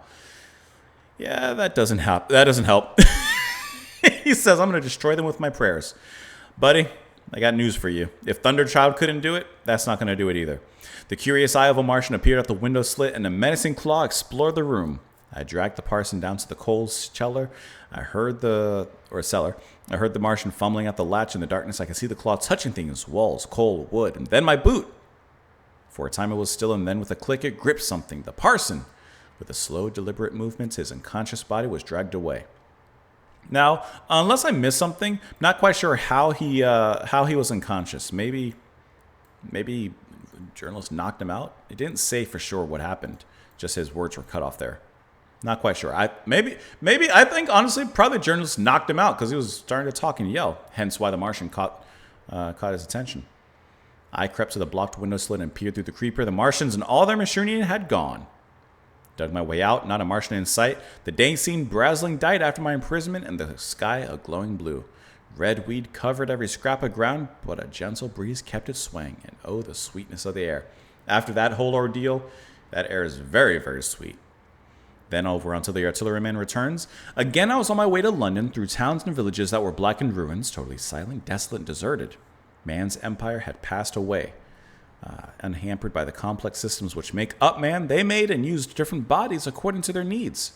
They never tired, never slept, and never suffered, having long since eliminated from their planet the bacteria which caused all fevers and other morbidities. Now, I don't remember exactly, but isn't that what kills them in the end, at least in the original?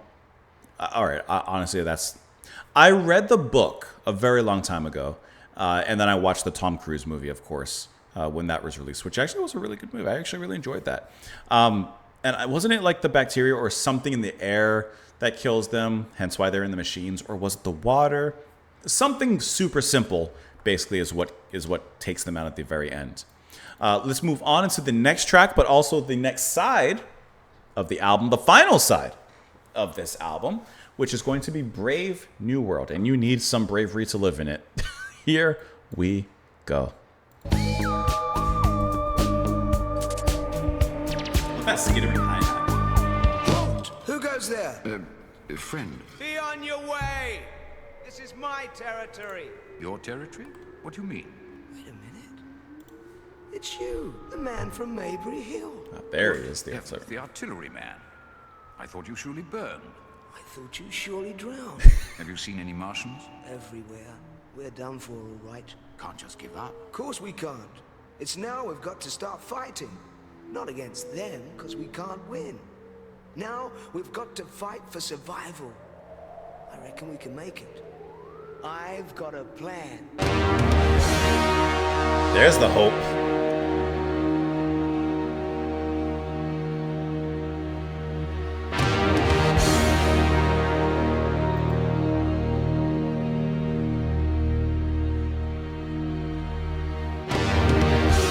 We're gonna build a whole new world for ourselves. Look, they clap eyes on us and we're dead, right? So we gotta make a new life where they'll never find us. You know where? Underground. Not a bad idea. You should see it down there. Hundreds of miles of drains. Sweet and clean now after the rain. Dark, quiet, safe. We can build houses and everything. Start again from scratch. And what's so bad about living underground, eh?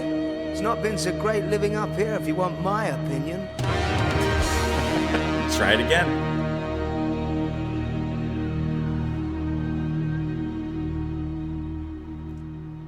Take a look around you at the world we've come to know. Does it seem to be much more than a crazy circus show? He's got a point. But maybe from the madness something beautiful will grow in a brave new world with just a handful of men. We'll start all over again, all over again, all over again, all over again.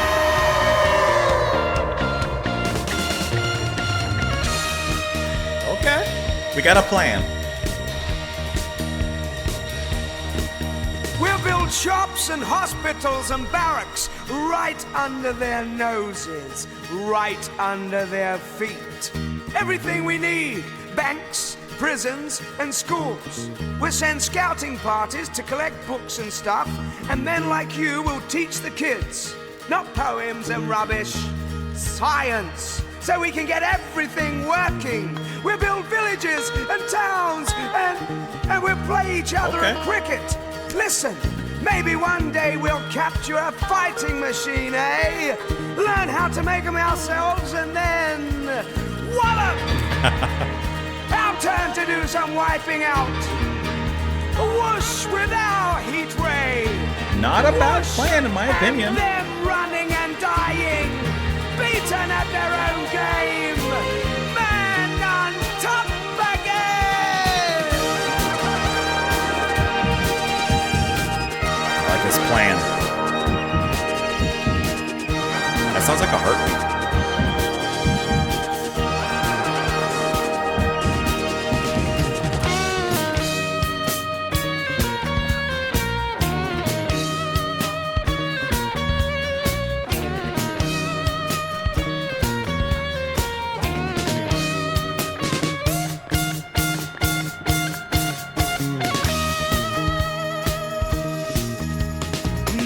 Domination of the earth is fading fast, and out of the confusion the chances come at last to build a better future from the ashes of the past in a brave new world. Give me a handful of men, we'll start all over again. I love that.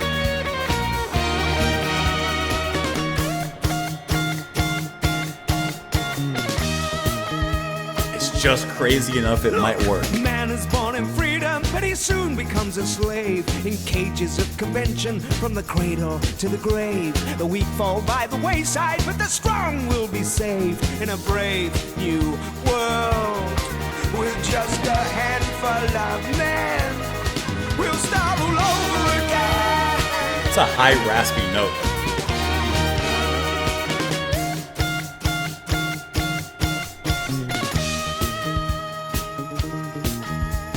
I'm not trying to tell you what to be. Oh no, not me. But if mankind is to survive, the people left alive, they're gonna have to build this world anew.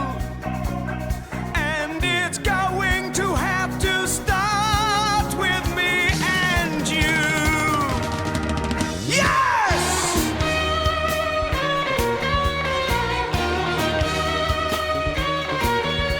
God, that bass line from her, just putting it down.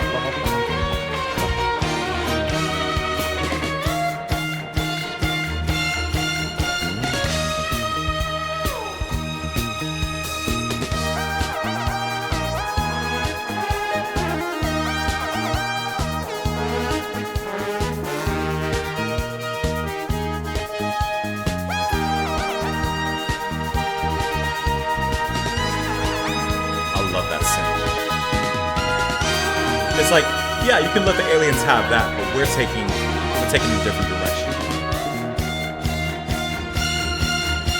I'm not trying to tell you what to be. Oh no, not me.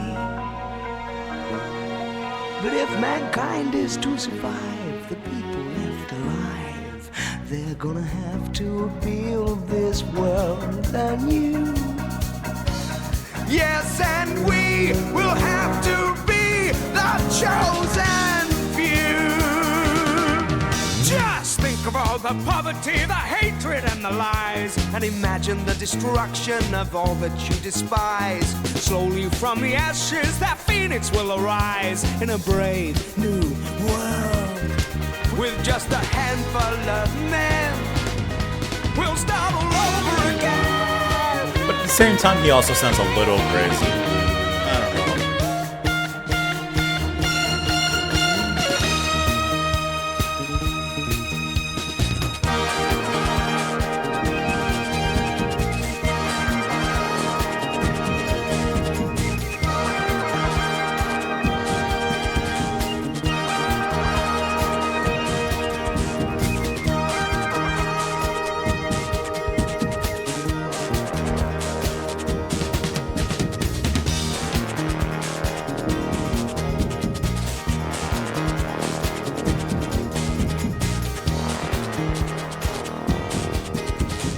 I wonder what that heartbeat sound kind of represents.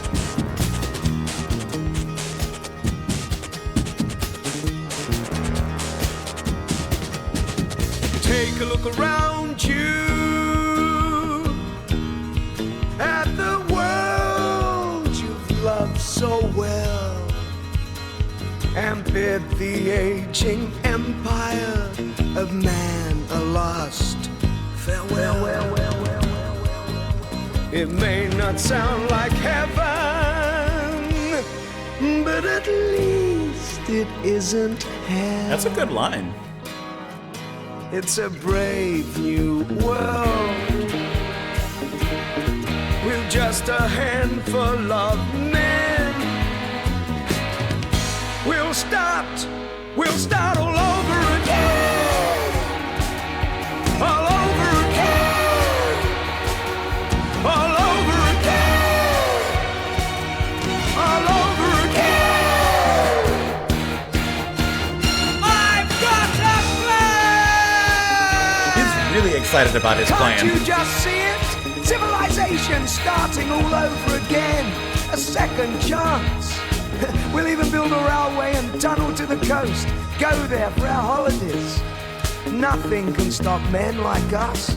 I've made a start already. Come on down here, have a look. In the cellar was a tunnel scarcely 10 yards long that had taken him a week to dig. I could have dug that much in a day. and I suddenly had my first inkling of the gulf between his dreams and his powers.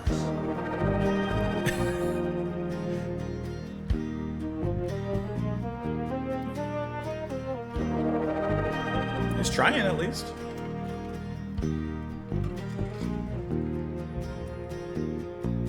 It's doing the working and the thinking that wears a fellow out. I'm ready for a bit of a rest. How about a drink, eh? Nothing but champagne. Now I'm the boss. We drank, and then he insisted upon playing cards. With our species on the edge of extermination, with no prospect but a horrible death, we actually played games. Gotta have a little downtime.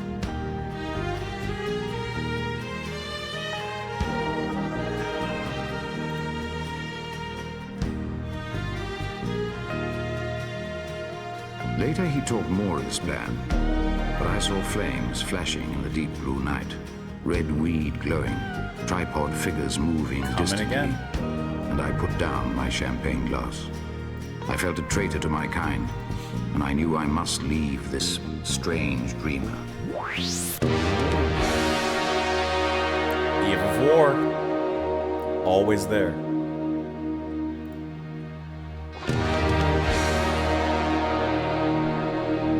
Just always looming. Take a look around you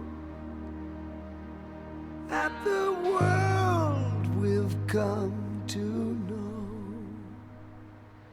Does it seem to be much more than a crazy circus show? Maybe from the madness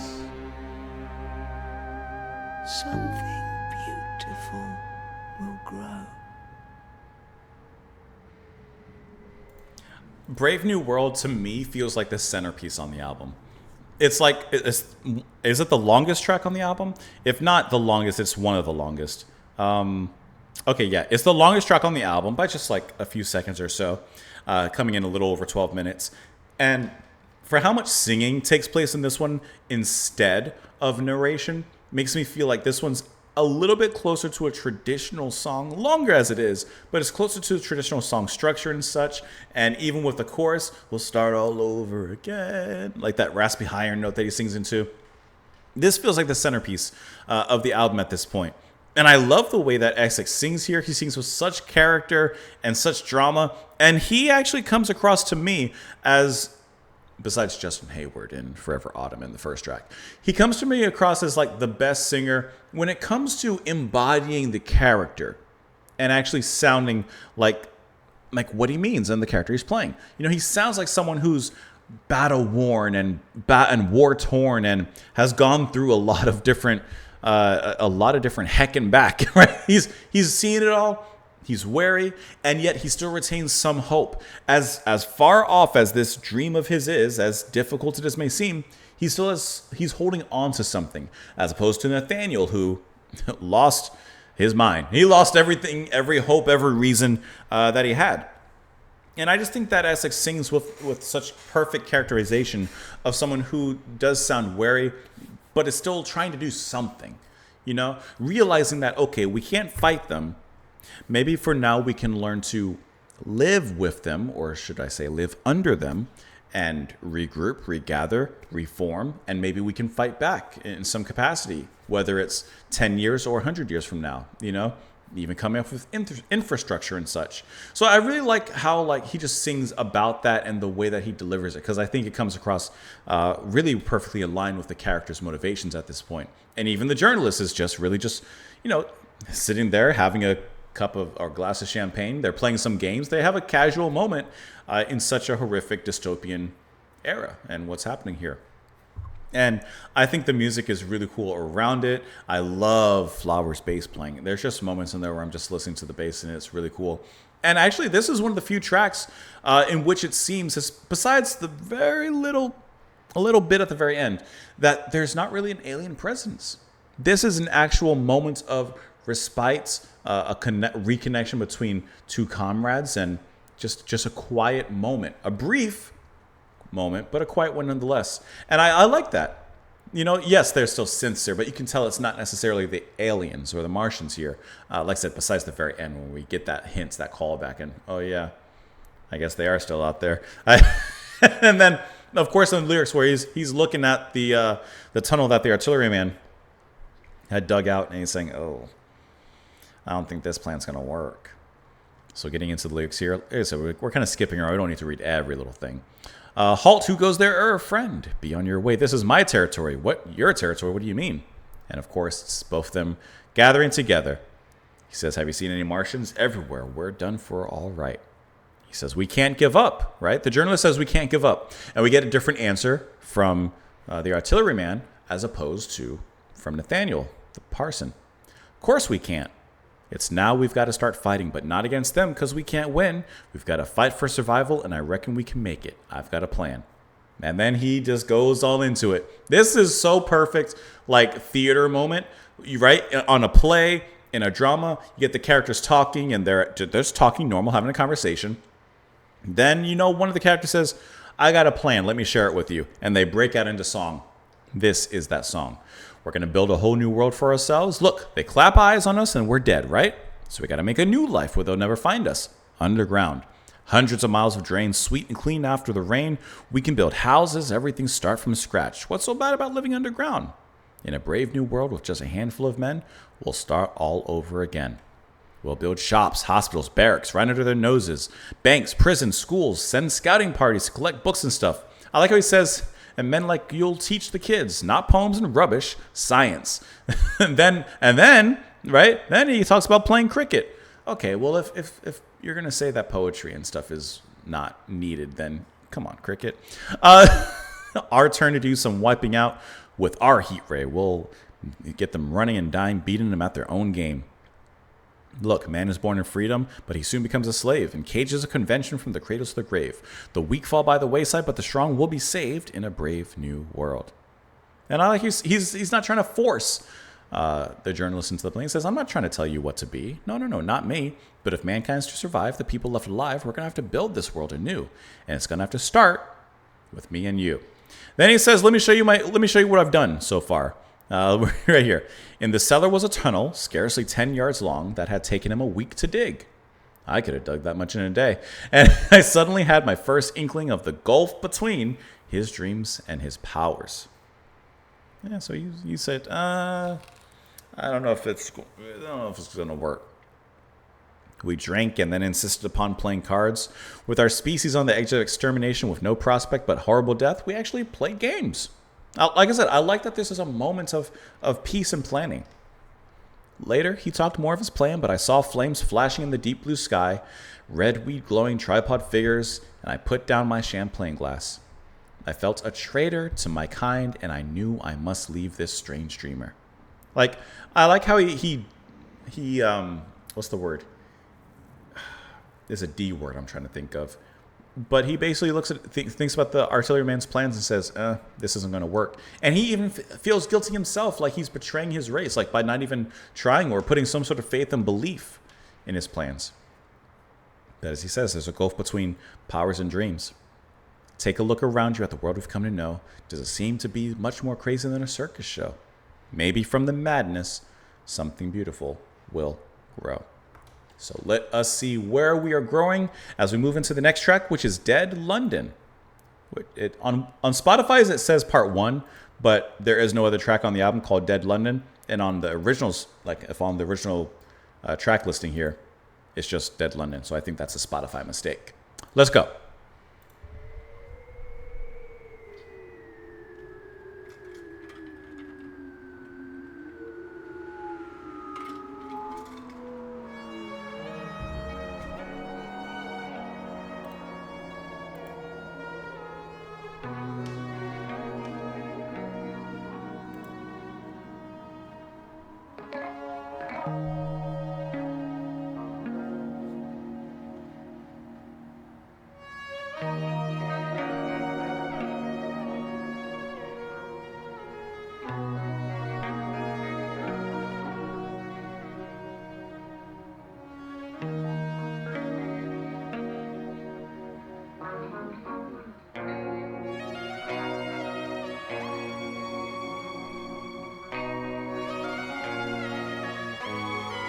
I like how those melodies keep coming back, these reprises.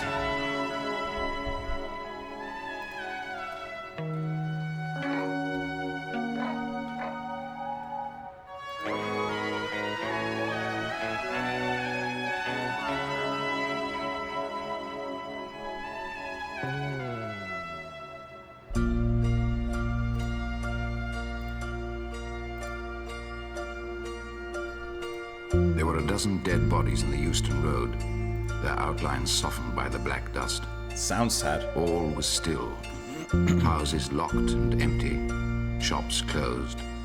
But looters had helped themselves to wine and food. And outside a jeweller's, some gold chains and a watch were scattered on the pavement.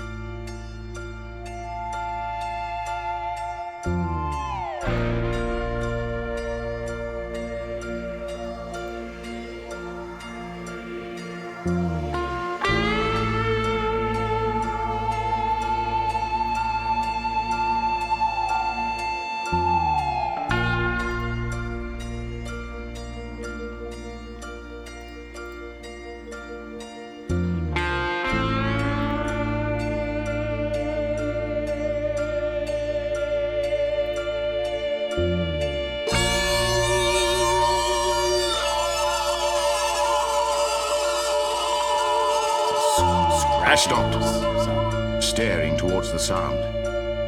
It seemed as if that mighty desert of houses had found a voice for its fear and solitude.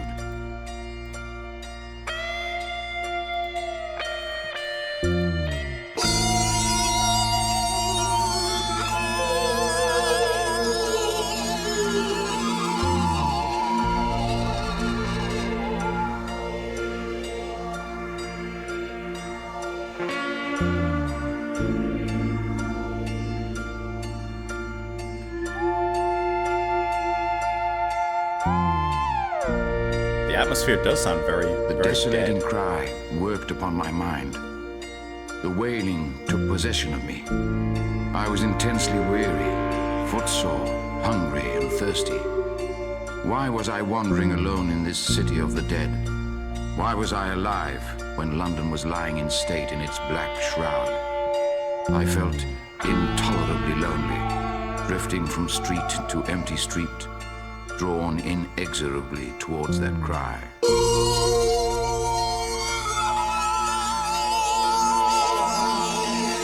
You're walking towards them. I don't know why.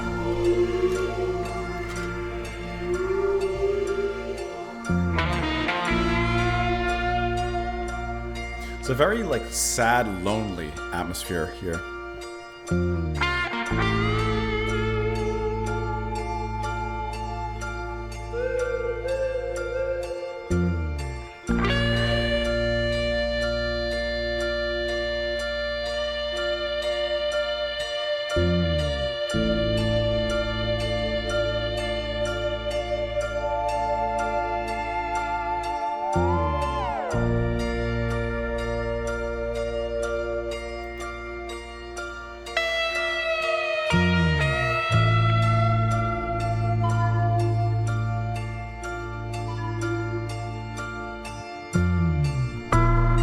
I saw over the trees on Primrose Hill the fighting machine from which the howling came.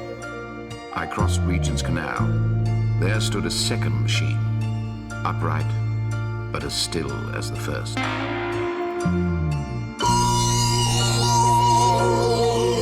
And the oolah is, like, much more distorted.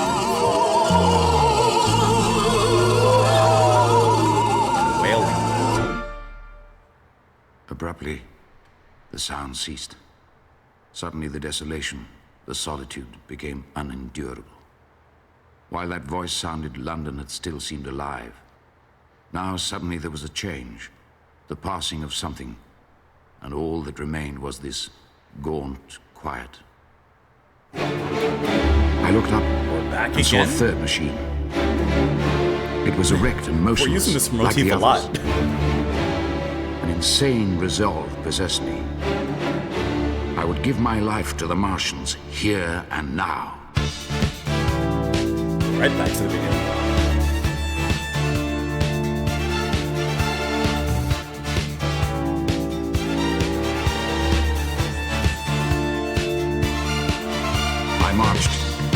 towards the Titan and saw that a multitude of black birds were circling and clustering about the hood. I began running along the road. I felt no fear, only a wild, trembling exultation as I ran up the hill towards the motionless monster. Out of the hood hung red shreds, at which the hungry birds now pecked and tore. Aliens are done.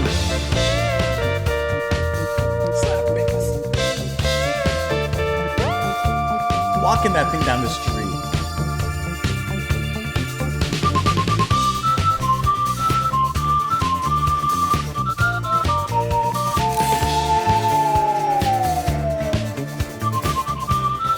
And this melody now sounds much more like reinvigorated, a little more positive.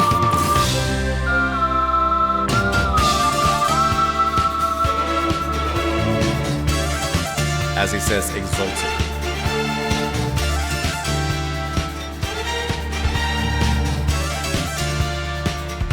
I scrambled up to the crest of Primrose Hill, and the Martians' camp was below me. A mighty space it was, and scattered about it in their overturned machines were the Martians, dead, slain after all man's devices had failed by the humblest things upon the earth, bacteria, minute, invisible bacteria.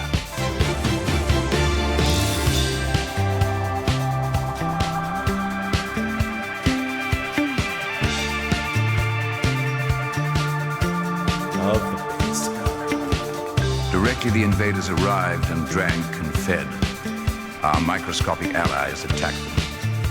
From that moment, they were doomed.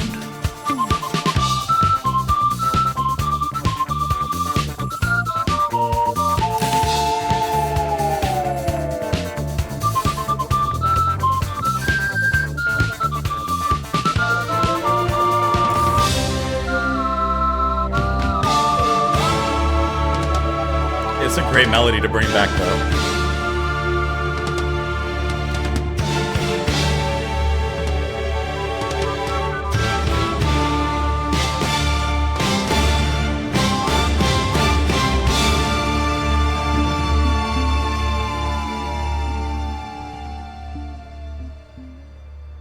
And there you have that almost anticlimactic ending because the Martians took over, they're winning.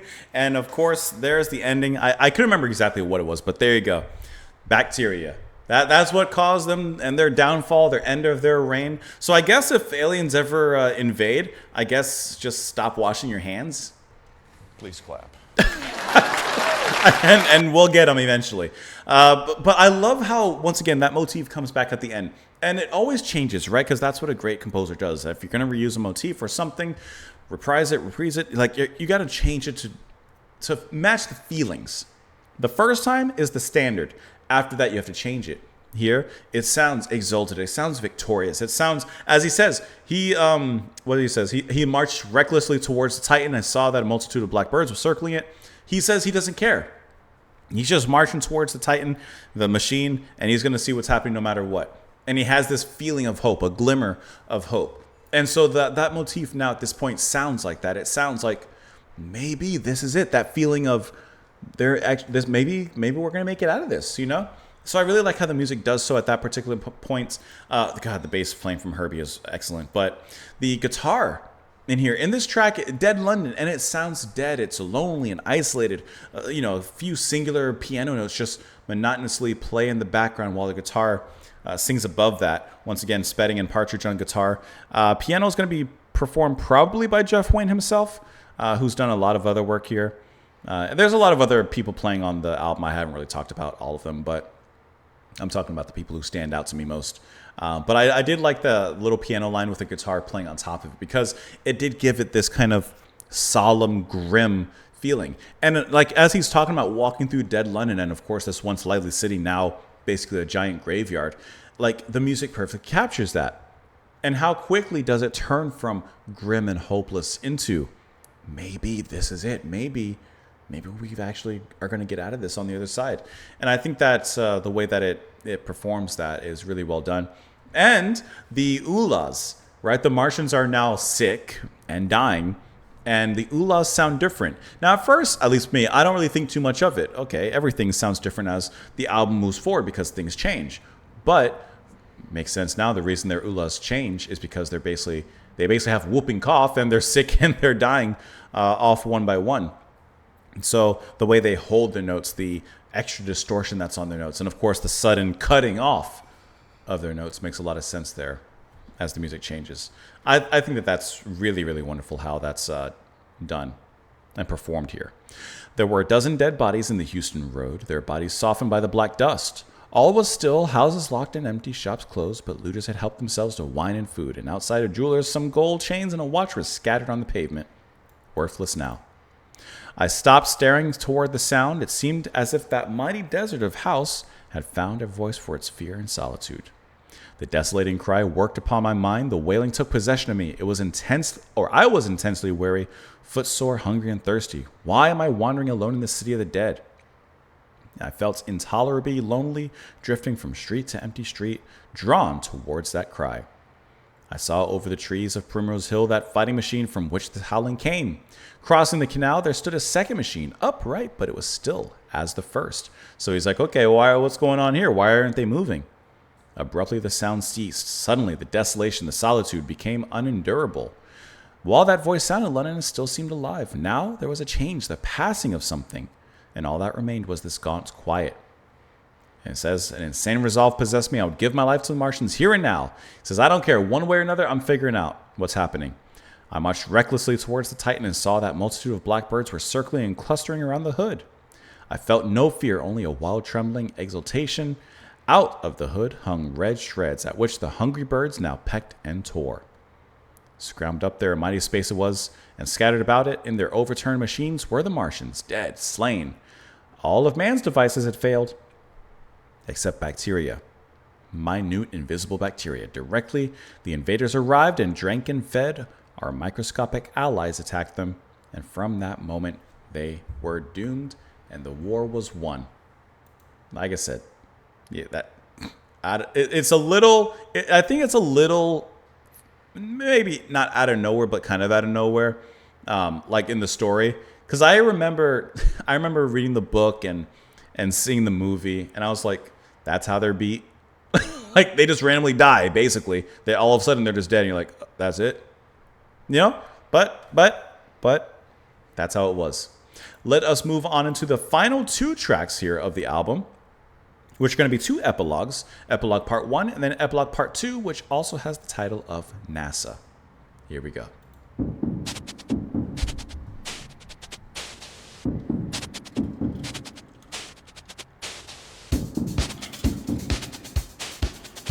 Okay. And there's that heartbeat sound again.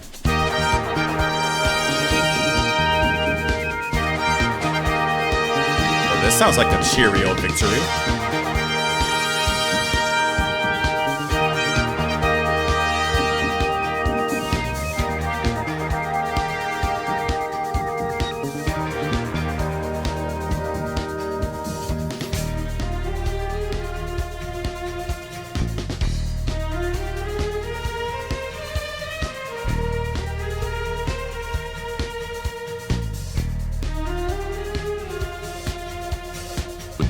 Was ended.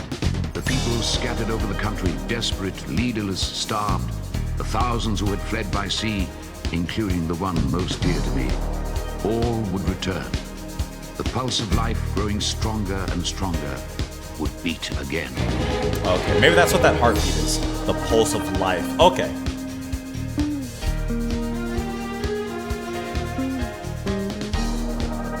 The music is noticeably happier. To happier. normal, the question of another attack from Mars causes universal concern. Is our planet safe? Or is this time of peace merely a reprieve? Probably It may be that the across latter. the immensity of space, they have learned their lessons and even now await their opportunity. Perhaps the future belongs not to us, but to the Martians. I feel like they'll come back.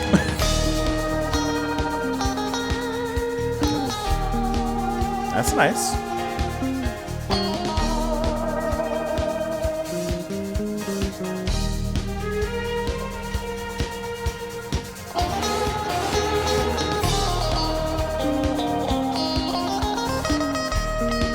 I love the tone on that guitar.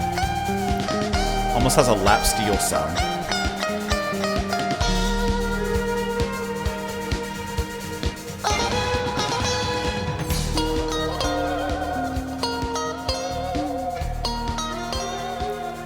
we'll let this lead into the next epilogue as well.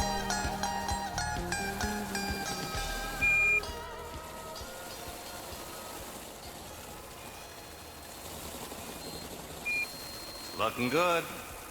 It's going good. We're getting great pictures here at NASA-controlled Pasadena. The landing craft touched down on Mars 28 kilometers from the aim point. We're looking at a remarkable landscape, littered with different kinds of rocks, red, Like how we're looking purple. at Mars now. How about that, Bermuda? Fantastic. Look at the dune field. Hey, wait, I'm getting a no-go signal. Now I'm losing one of the craft. Hey, Bermuda, you getting it? Well, lost contact. A lot of dust blowing up there. Now I lost the second craft. We got problems. All contact lost, Pasadena. Maybe the antennas... What's that flare? You see it? A green flare coming from Mars. Kind of a green mist behind it. It's getting closer. You see it, Bermuda? Come in, Bermuda. Houston, come in. What's going on? Tracking station 43, Canberra. Come in, Canberra. Tracking station 63. Can you hear me, Madrid? Can anybody hear me? Come in. Come in.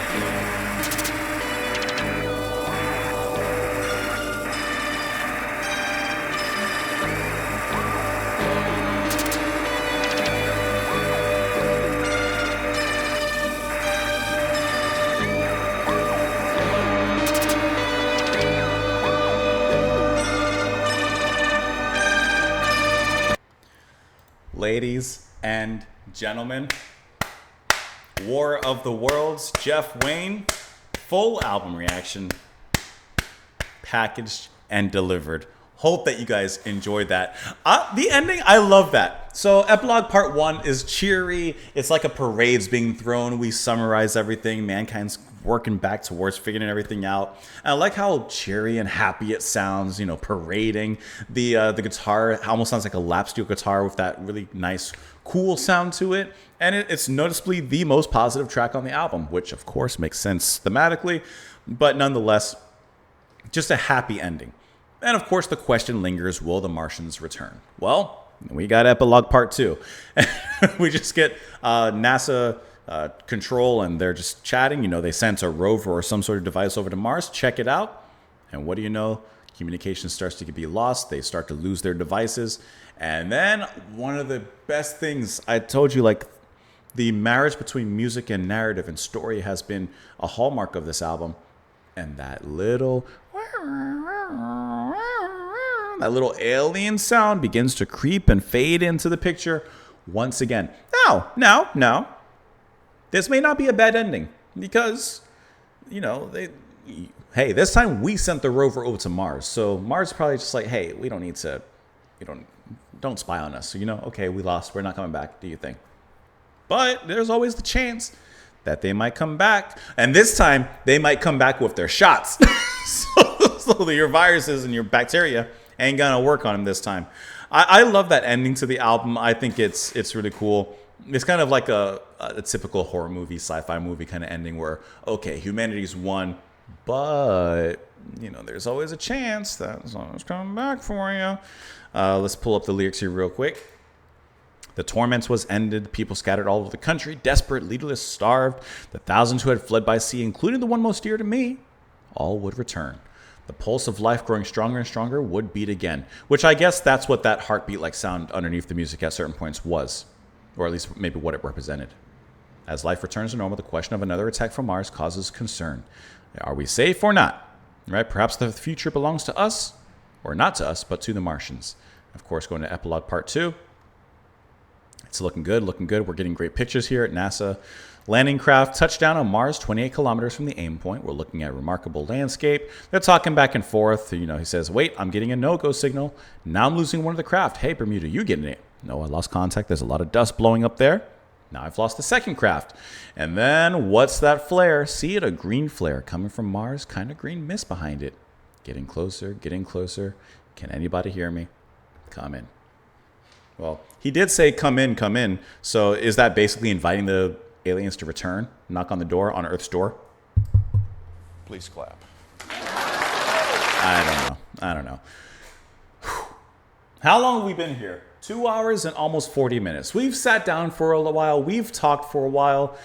Woo. And I hope that you've enjoyed going on this journey with me, because I really enjoyed listening to this. This was just such a cool, like I said, story, music, the way it's all brought together, I think was very creatively done and all over, or, excellently done, really. Favorite songs? I mean, I got to give it to Forever Autumn just because I just think that that's an excellent track. And I love that track. I think it's just beautifully emotional. After that, I may give it to Spirit of Man. I think that Forever Autumn and Spirit of Man would be my top 2 tracks if I had to choose 2. If I had to choose 3, I'd probably go with Eve of War just because I really love that motif and we get plenty of it throughout the album. But I think I would stick with those 3 as my favorites here on the album. Looking at some of the information, there is a lot on this one, and we haven't really touched on any of the Wikipedia article for this specific. I'm scrolling. I'm scrolling up here. Okay. Let's see. The album became a commercial success in the UK, debuting at number 5 on the UK Albums Chart. It won 2 Ivor Novello Awards, including one for Wayne and main lyricist Gary Osborne. The album has enjoyed enduring popularity since release and critical acclaim, selling over 2.7 million copies in the UK, with an estimated 15 worldwide. In 2018, it was the UK's 32nd best-selling studio album of all time. Okay, so I guess that tells me and answers my initial question. Yeah. It was quite a splash in the beginning. Obviously, the plot here, we don't need to read that. We listened to the album. Some differences from the novel. The journalist is an amalgam of 2 of Wells' characters, a writer of speculative philosophy who narrates much of the novel, and his younger brother who is a medical student and narrates the flight from London and the HMS Thunderchild sequences. Carrie, the journalist's fiancée, does not exist in the novel, where the narrator has an unnamed wife. The character of the curate, who is not given a name in the novel, is changed to Parson Nathaniel, who is introduced in the second act. Beth, Parson Nathaniel's wife, does not exist, and the handling machines are not used for collecting humans in the novel. They are instead used for assembling fighting machines. So they have their own little hierarchy, and they have their own little jobs there. Let's see. Here's some of the background. It says, Wayne felt the composing side of his career had diminished by this time and started looking for a story to get passionate about and interpret musically. And he was suggested The War of the Worlds. It caught his attention and he finished it in a single read. I mean, the book's not very long. That I remember, because I finished it relatively quickly as well. Wayne went on to read Wells' books 3 or 4 times, saw the adaptation in 1953, and decided it was most suitable for a musical adaptation. Him and his father acquired the rights to adapt the work from Wells' estates. He spent 3 months locating Frank Wells and found his ideas were well received because it was the first adaptation that stayed true to the story. I like that. He said, if you're going to adapt the story, be faithful to it, and that impressed him. He was aware of the famous 1938 radio drama by Orson Welles, but he wanted to stay close to the original story. I'm not reading everything, by the way. The disco influence on the Eve of War was Wayne's intention of wanting the album to be entertaining for people, right? You want it to be entertaining and fun, but still tell your story and get your point across. The Red Weed was the most difficult piece for Wayne to compose, as he wanted to create a beautiful melody and a beautiful dissonance. We already read about Forever Autumn. Let's see. Wayne lived close to Primrose Hill at the time of writing, which is where the Martians come to their demise in the novel. While walking his dog in the morning, he often sat at the top of the hill, which inspired him to envisage what Wells was describing and in turn his score, which was particularly the case for Dead London. Epilogue Part 2 was influenced by the Viking program, which saw 2 space probes land on Mars in '76. It originally featured Wayne sharing the dialogue with his father Jerry, but the gulf between his performance and mine was too great, so he sacked me. Effects were applied to Jerry's voice to make it sound more individual. And you have the casting of all the different all the people, artwork, the CBS deal, all of that stuff happening in here as well. Like I said, I ain't reading everything about it. But I enjoyed that nonetheless. And I really, really hope that you guys enjoyed this album listen. I hope you enjoyed spending some time with me. Please, please, please, please. Out of like almost all videos, press that like button for this one. It would really be mean a great deal if you just if you didn't do it in the beginning, just press that like button for me. If somehow you've gotten to this point, if you watch this video and you've never watched any of my videos before, I implore you. I won't, force, obviously, but, maybe subscribe if you enjoyed this and you would like to see more videos. Definitely would appreciate that. Videos come out once a day at least. I've been doing that for 5-6 years. I don't know how long I've been doing this now, but definitely implore you to do that. I press the button, but, buy me a coffee over here. If you have a song request that you'd like me to listen to and you want to skip the line, you can do it over there. Patreon is available. Obviously, you're watching this here on YouTube. And that's everything. I need some chapstick, but I'll do it after I end the recording. Couldn't thank you enough for being here. I even wore like a nice shirt for the video and everything. But yeah, that's it. Hope it was worth it for you guys. It was absolutely worth it for me. And thank you. Really, really genuinely appreciate all the support that you've given me, whether it's this one time on this video or just in general. And that is it, everyone. That is the video. Enjoy the rest of your day. Hope you finished whatever drinks and snacks you were eating. Hope you enjoyed the bears in the waterfall. I had to go to the bathroom real quick. And please, please have a wonderful rest of your day. Thank you, guys. I'll see you later.